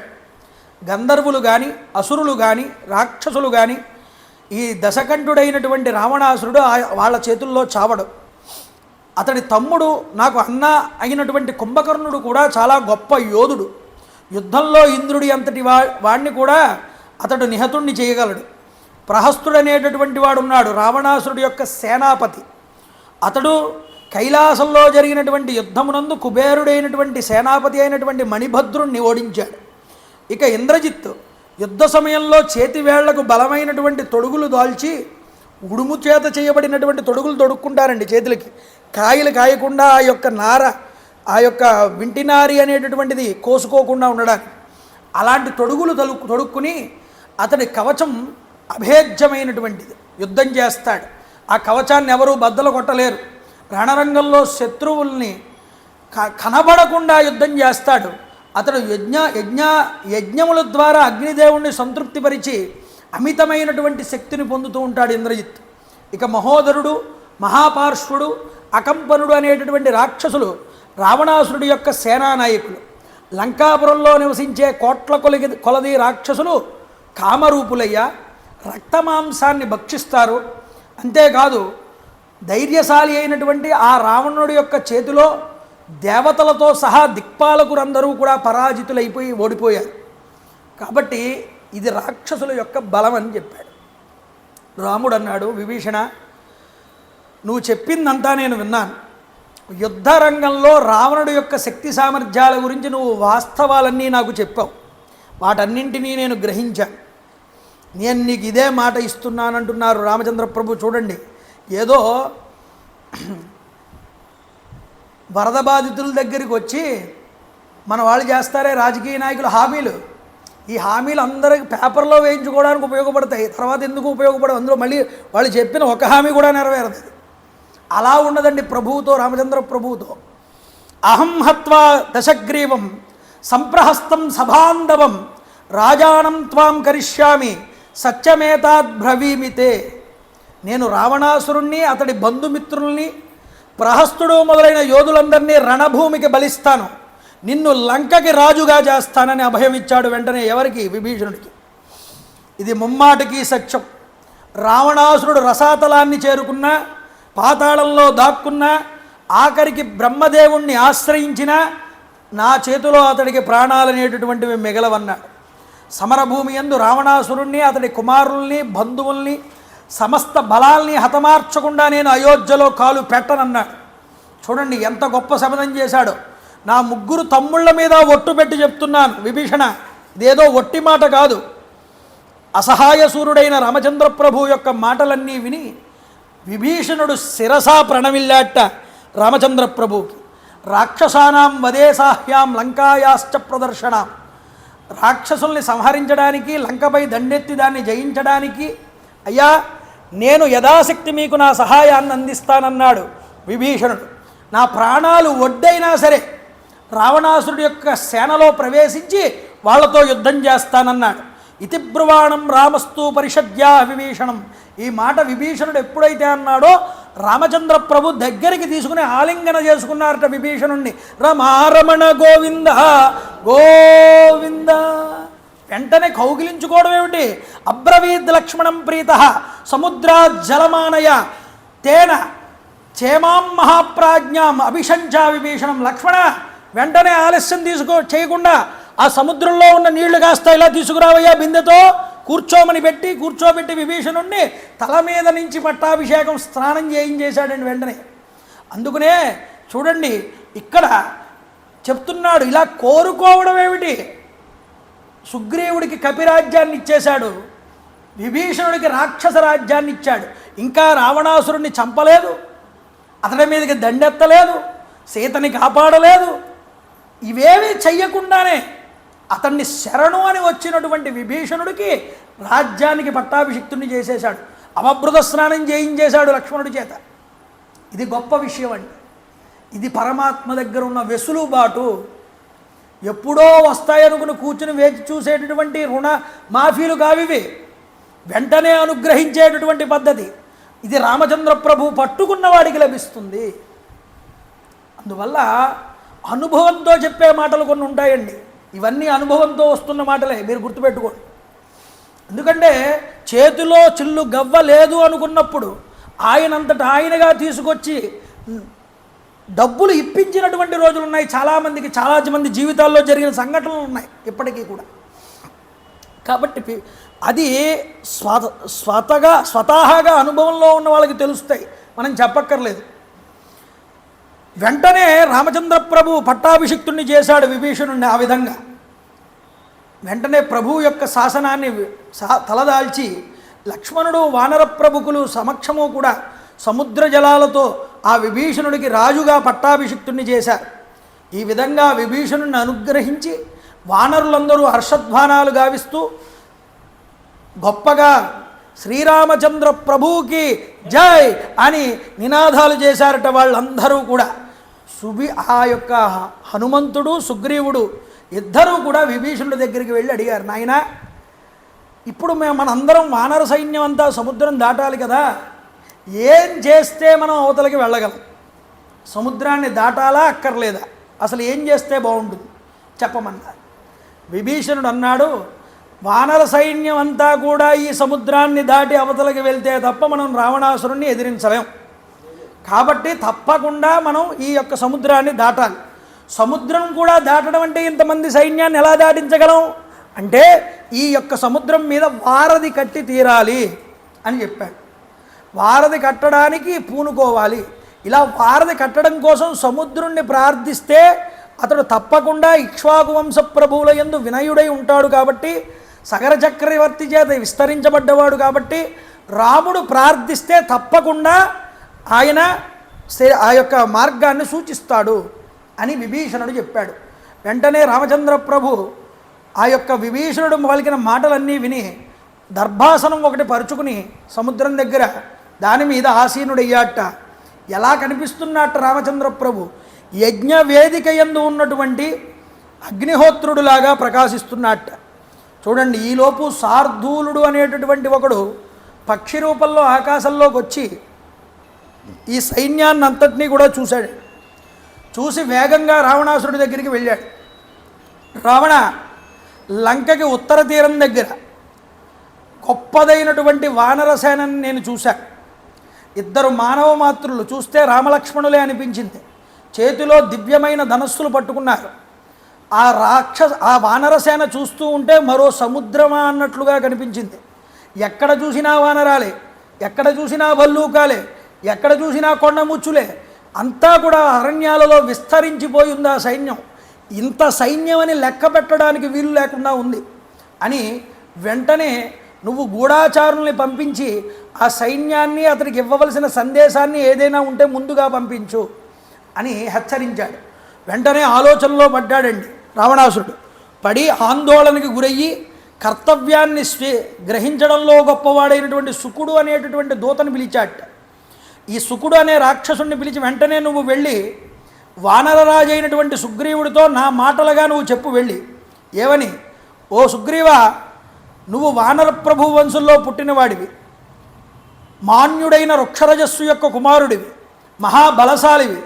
నువ్వు రాముడి పక్షంలో ఉండడం వల్ల నీకు కలిగేటటువంటి ప్రయోజనం ఏమీ కూడా లేదు. అతని పక్షాన్ని వీడినందున నీకు ఎట్టి కీడు కూడా నీకు కలగదు. వాలి నాకు మిత్రుడు, అతడి తమ్ముడు అయినటువంటి నువ్వు నాకు కూడా సోదర సమానుడివే.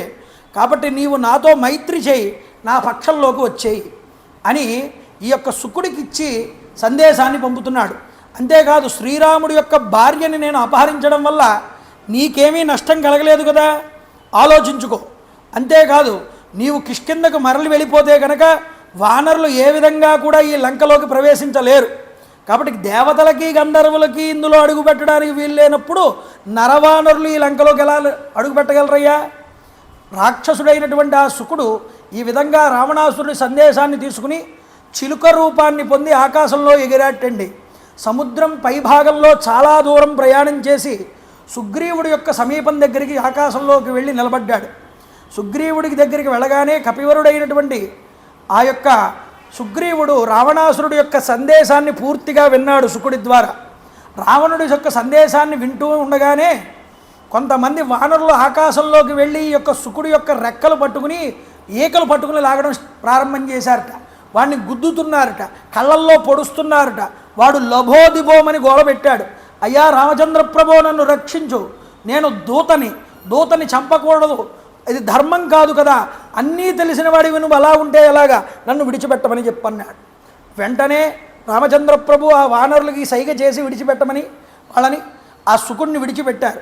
విడిచిపెట్టిన తర్వాత అతను అంటున్నాడు, నువ్వు ఏదైనా చెప్పదలుచుకుంటే చెప్పవయ్యా, నేను వెళ్ళి మా ప్రభువుకి చెప్తానన్నాడు.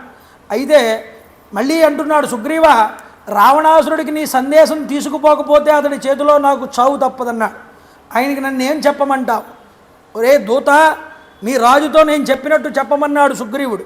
వదాహరుడైనటువంటి వాడివి, నువ్వు తప్పు పని చేసిన వాడివి, నువ్వు నాకు మిత్రుడివి ఎప్పటికీ కూడా కాదు, నా దయకు పాత్రుడివి కూడా కాదు, నాకు ఎలాంటి మేలు చేసిన వాడివి కూడా కాదు, నాకు ప్రియమైన వాడివి కూడా కాదు, పైగా నువ్వు శ్రీరాముడికి విరోధివి కాబట్టి నాకు కూడా శత్రువువే. ఎందుకంటే మా అన్నతో నువ్వు ఎలా అగ్నిసాక్షిగా మిత్రత్వాన్ని పొందావో నేను కూడా ధర్మయుక్తంగా రాముడితో అగ్నిసాక్షిగా మిత్రత్వాన్ని పొందినవాడిని. కాబట్టి నిన్ను తప్పకుండా చంపే తీరతాను. ఒరే రావణ, నేను తిరుగులేని నా బలాలతో అక్కడికి వచ్చి నిన్ను, నీ కుమారుల్ని, నీ బంధువుల్ని, నీ జ్ఞాతుల్ని అందరినీ ఒక్క దెబ్బతో మట్టు పెడతాను. అంతేకాదు నీ లంకనంతటినీ కూడా బుగ్గిపాలు చేస్తాను. ఒరే మూఢుడా, ఇంద్రాది దేవతలు నిన్ను రక్షించాలనుకున్నా, నువ్వు పాతాళానికి వెళ్ళిదానుకున్నా, ఆకాశంలోకి వెళ్ళిదానుకున్నా, రాముడి చేతిలో నీకు చావు తప్పదు అని సుగ్రీవుడు చెప్పాడని నీ ప్రభువుతో చెప్పు వెళ్ళన్నారు. మళ్ళీ యొక్క అంగదుడు అన్నాడు వెంటనే, అన్న నా తండ్రి పినతండ్రి ఇతన్ని విడిచిపెట్టడానికి వీలు లేదన్నాడు. ఎందుకన్నాడు? ఎందుకంటే వీడు నీ దగ్గర నుండి మాటలు వింటూనే మన యొక్క గూఢచర్యం కూడా చేస్తున్నాడు. ఎంతమంది సైన్యం ఉన్నారు, ఎవరెవరున్నారని లెక్క వేస్తున్నాడు. కాబట్టి వీడిని విడిచిపెట్టకూడదన్నారు. వెంటనే మళ్ళీ ఆకాశంలోకి వెళ్ళి వాడిని పట్టుకున్నారు. పట్టుకోగానే అయ్యో రామా, వీళ్ళు నన్ను కొడుతున్నారయ్యా, నన్ను విడిచిపెట్టమని చెప్పని మళ్ళీ బిగ్గరగా కేకలు వేశాటండి. ఇలా కేకలు వేస్తూ ఉండగానే నా జీవితంలో నేను చేసిన పాపాలన్నీ కూడా నన్ను చంపితే మీకు చుట్టుకుంటాయి, రామా నన్ను విడిచిపెట్టండి అని కోరుకుంటూ ఉంటే రాముడు వెంటనే అతడి మాటలు విని అతన్ని చంపడం యుక్తం కాదు, ఆ వచ్చిన దూతను విడిచిపెట్టండి అని రామచంద్ర ప్రభు ఆదేశాలు చేశారు. అప్పుడు ఆయన్ని విడిచిపెట్టేశారు. అప్పుడు ఇసుక మీద కూర్చున్నారు రామచంద్ర ప్రభు. ఆ దర్భాసనం పరుచుకుని దాని మీద పడుకున్నారు. తన చేతినే తలగడగా చేసుకున్నారు. ఎలాంటి చెయ్యది? గొప్పదైనటువంటి సీతమ్మ వారికి తలగడైనటువంటి చెయ్యి, ఎన్నో కౌస్తుభ మణిహారముల చేత అలంకరించబడేటటువంటి చెయ్యి. అంతేకాదు తన యొక్క బాణ పరంపర చేత వింటినారిని కొన్ని వేల సార్లు లాగి వదలడం వల్ల తన వేళ్ల చుట్టూరా కూడా కాయలు కాసి ఉన్నాయిట. అలాంటి చేతిని తలగడగా చేసుకుని ఆ యొక్క దర్భశయనం చేస్తున్నారు రామచంద్ర ప్రభు. ఒకటి కాదు, రెండు కాదు, 3 రోజులు గడిచాయండి. అయినా సరే సముద్రుడి యొక్క ఆ యొక్క అనుగ్రహం అనేటటువంటిది కలగలేదు రామచంద్ర ప్రభు. చాలా కోపాన్ని పొంది లక్ష్మణుడితో అంటున్నాడు, నాయనా, మృదుభాషణము, శాంతి, క్షమ, రుజువర్తనము అనేటటువంటివి సత్పురుషుల యొక్క లక్షణాలు. కానీ గుణహీనులైనటువంటి వారు ఈ లక్షణాలని చాలా లోకువుగా పరిగణించి మనల్ని అసమర్థులుగా భావన చేస్తారు. అలా భావన చేయడం వల్ల మనల్ని తక్కువగా చూస్తారు. ఈ విధంగానే ఈరోజు నన్ను భావన చేస్తున్నాడు ఈ సముద్రుడు. ఇతడు శిక్షార్హుడు. న్యాయాన్యాయాలు విచారించకుండా కఠోరంగా శిక్షించువాడిని ఈ మూఢలోకం మన్నన చెయ్యదయ్యా. లక్ష్మణ, శాంత స్వభావం కలిగిన వాడికి ఈ లోకంలో కీర్తి ప్రతిష్టలు ప్రాప్తించవు. అంతేకాదు యుద్ధరంగంలో విజయం కూడా లభించదు. నా బాణాల తాకిడికి సముద్రంలో ఉన్నటువంటి మొసళ్ళు, క్రూర జంతువులన్నీ ముక్కలు ముక్కలై నీటి మీద తేలడం ఈరోజే చూస్తాం. ఈ సముద్రుణ్ణి నా బాణం చేత శుష్కింపజేస్తానన్నాడు. నేను సామోపాయం చేత చాలా వరకు ఎదురు చూశాను సముద్రుడు వస్తాడేమోనని, కానీ రాలేదు.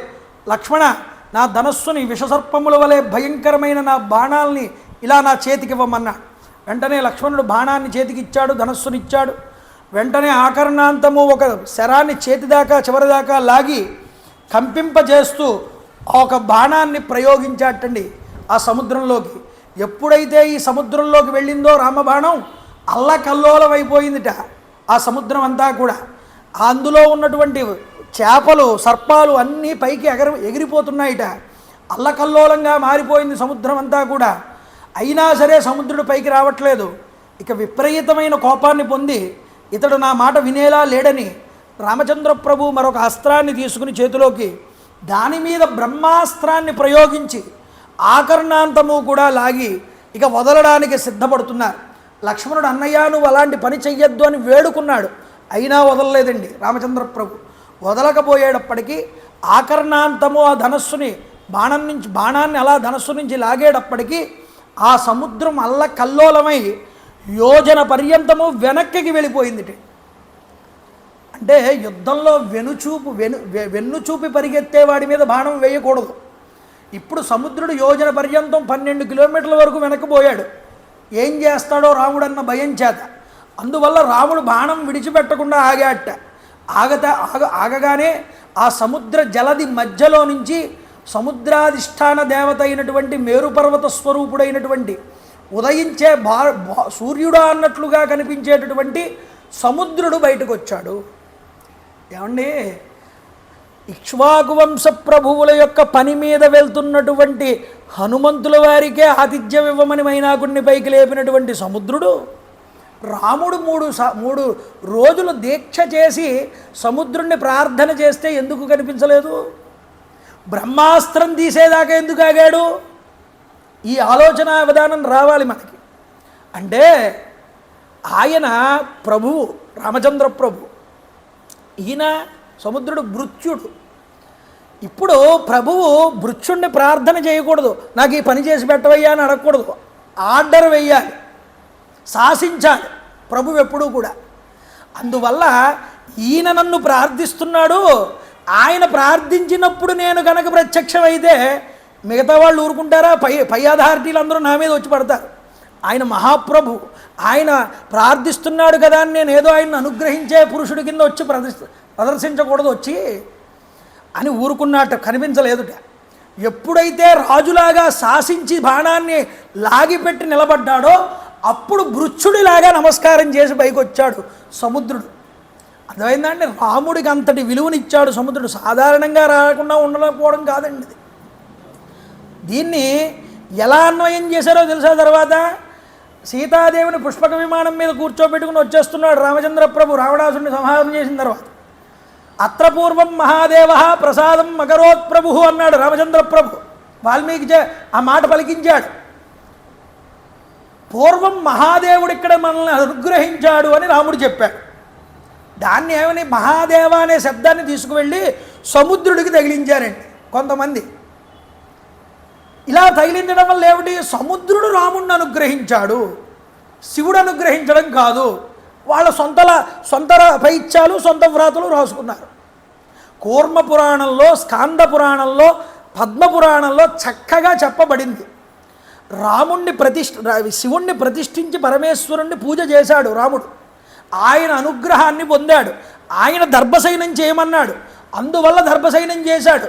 అంతగా కూడా రాకపోయేటప్పటికి బాణాన్ని సంధించాడు. ఆ చేసినటువంటి ప్రతిష్ఠ చేసిన రాముడికి, ఆ శివుడికి మళ్ళీ సీతాదేవితో పుష్పక విమానం మీద వచ్చేస్తూ ఉంటే బ్రహ్మహత్య పాతకం పోగొట్టుకోవడానికి అక్కడ మరొక లింగ ప్రతిష్ఠ చేశాడు. సీతాదేవి చేత లింగ ప్రతిష్ఠ చేయించాడు. ఇదంతా కూడా వివిధ పురాణాల్లో చూపించారండి. రామాయణంలో ఎందుకు చూపించలేదు? ఇది కావ్యరచన. కావ్యరచనలో మహిమలు కానీ, క్షేత్ర విశేషాలు కానీ, క్షేత్ర మహాత్యాలు కానీ చెప్పరు.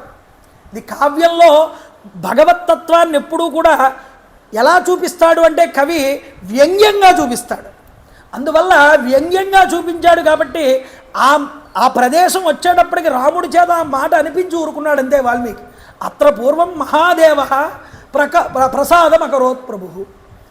అంతకుముందు పరమేశ్వరుడు నన్ను ఇక్కడ అనుగ్రహించాడు సీత అని చెప్పి వదిలిపెట్టాడు. కావ్యం కాబట్టి వ్యంగ్యంగా మనం దైవీభావంగా అర్థం చేసుకోవాలి, పురాణాలని పరిశీలించాలి, దాన్ని అన్వయం చేసుకోవాలి. సొంతంగా నీకు తెలుసు కదా అని ఎవడో వ్యాఖ్యానం రాశాడని దాన్ని పట్టుకుని నువ్వు అందరికీ చెప్పేయకూడదు. పరమేశ్వరానుగ్రహంగా రామచంద్ర ప్రభు ఆ వారధి నిర్మాణం చేశాడు. అది ఆయన స్పష్టంగా చెప్పాడు. అక్కడ రామేశ్వరుని ప్రతిష్ఠించాడు. అంతేకాదండి, ఎక్కడి నుంచి రామేశ్వరం దగ్గర నుంచి కన్యాకుమారి దాకా వెడల్పు, అంత వెడల్పుతో కట్టారు ఆ యొక్క వారధి. ఇప్పుడున్న లంక శ్రీలంకలో ఉన్న ప్రదేశం లంక కాదు, స్వర్ణలంక 100 యోజనాల ముందర మధ్యలో ఉండేది సముద్రంలో. అంతవరకు కట్టుకుంటూ వెళ్ళారండి ఆ యొక్క వారధిని. చెప్తారు వారధి కట్టినప్పుడు, రేపు ఇంకా విశేషాలు వివరిస్తాను ఈ వారధి గురించి. ఇప్పుడు చెప్తే సమయం సరిపోదు కాబట్టి ఆపివేస్తున్నాను. 10 యోజనాల వెడల్పు, 100 యోజనాల పొడవుతో కట్టారు. అంతరిక్షం నుంచి చూస్తే సీమంతంలో సీమంతం చేసినప్పుడు స్త్రీకి పాపట ఎలా తీస్తారో ఆ పాపట ఎంత స్పష్టంగా కనిపిస్తుందో, ఆ లంకకి భారతదేశానికి మధ్యలో ఈ వారధి అంతరిక్షం నుంచి అంత స్పష్టంగా కనిపించిందని చెప్పాడు వాల్మీకి. కాబట్టి 120 కిలోమీటర్ల వెడల్పుతో 1200 కిలోమీటర్ల పొడవుతో కట్టినటువంటి వంతెన సాధారణమైన వంతెన కాదు. అది రాముడు కట్టిన వంతెన కాదు. రాముడు ఏమైనా సివిల్ ఇంజనీరా? ఓ ప్రశ్న మళ్ళీ. రాముడు కట్టాడని ఎవడు చెప్పాడయ్యా నీకు? అందులోనే నలుడు అనేటటువంటి ఒక వానరుడు ఉన్నాడు, విశ్వకర్మ యొక్క కుమారుడు.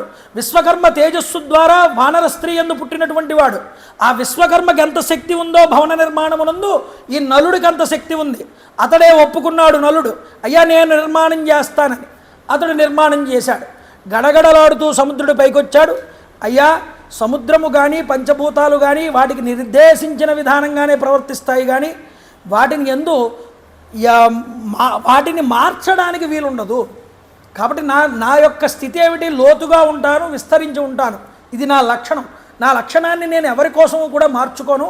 కానీ నువ్వు నన్ను అడిగావు కాబట్టి నేను ఒక పని మాత్రం చేయగలను. దీని మీద వారధి నిర్మిస్తే ఇటు ఏ జలచరాలు వచ్చి దీన్ని పాడు చేయకుండా చూడగలను. అంతేకాదు ఇందులో వేసినటువంటి వస్తువులు కిందకి మునిగిపోకుండా ఈ యొక్క వారధి నిలబడేటట్టుగా నేను చేయగలను అన్నాడు. ఆ నలుడు చేత కట్టిస్తే తప్పకుండా అది నిలబడుతుంది అన్నాడు. సరేనని నలుడు పూనుకున్నాడు. వానరులందరూ కూడా ఈ యొక్క వారధికి కావలసిన చెట్లని, బండ్లని, పెద్ద పెద్ద రాళ్లని తీసుకొచ్చి వేశారు. ఆ వారధి నిర్మాణం జరుగుతోంది. రేపన్న రోజున ఈ వారధి నిర్మాణం గురించి, రాముడు చెప్పినటువంటి శుభ సూచనల గురించి, లంక వినాశహేతువైనటువంటి కారణాల గురించి రాముడు చెప్తాడు. ఆ యొక్క సువేల పర్వత ప్రాంతం దగ్గరికి చేరుకుంటారు. ఆ పర్వత ప్రాంతం దగ్గర జరిగే విశేషాలతో, రాయభారాలతో రేపన్న రోజు కథాభాగాన్ని ముందరికి వెళ్ళనిద్దాం. నేను చెప్తాను, మీరందరూ కూడా చెప్పేటటువంటి ప్రయత్నం చేయండి. శ్రీరామ జయ రామ జయ జయ రామ, శ్రీరామ జయ రామ జయ జయ రామ, శ్రీరామ జయ రామ జయ జయ రామ. రామ్ రామాయ నమః, రామ్ రామాయ నమః, రామ్ రామాయ నమః, రామ్ రామాయ నమః, రామ్ రామాయ నమః. జై శ్రీరామ్, జై శ్రీరామ్, జై శ్రీరామ్. సీతారామచంద్ర స్వామికి, సీతారామచంద్ర స్వామికి, సీతారామచంద్ర స్వామికి. రామభక్త హనుమాన్ కి, రామభక్త హనుమాన్ కి, రామభక్త హనుమాన్ కి. మంగళం గోసురేంద్రాయ మహనీయ గుణాత్మనే చక్రవర్తి తనూజాయ సర్వభౌమాయ మంగళం. ఉమాగాంధాయ గాంధాయ గామిదార్థప్రదాయినే శ్రీగిరీశాయ దేవాయ మల్లినాథాయ మంగళం. కాళే వర్షదవర్ధన్య పృథివీ సత్యశాలిని. జై గురుదేవ దత్త. సర్వం శ్రీ ఉమామహేశ్వర పరబ్రహ్మార్పణమస్తు. స్వస్తి. గోవింద గోవింద గోవింద. హర నమ పార్వతీపదే హర.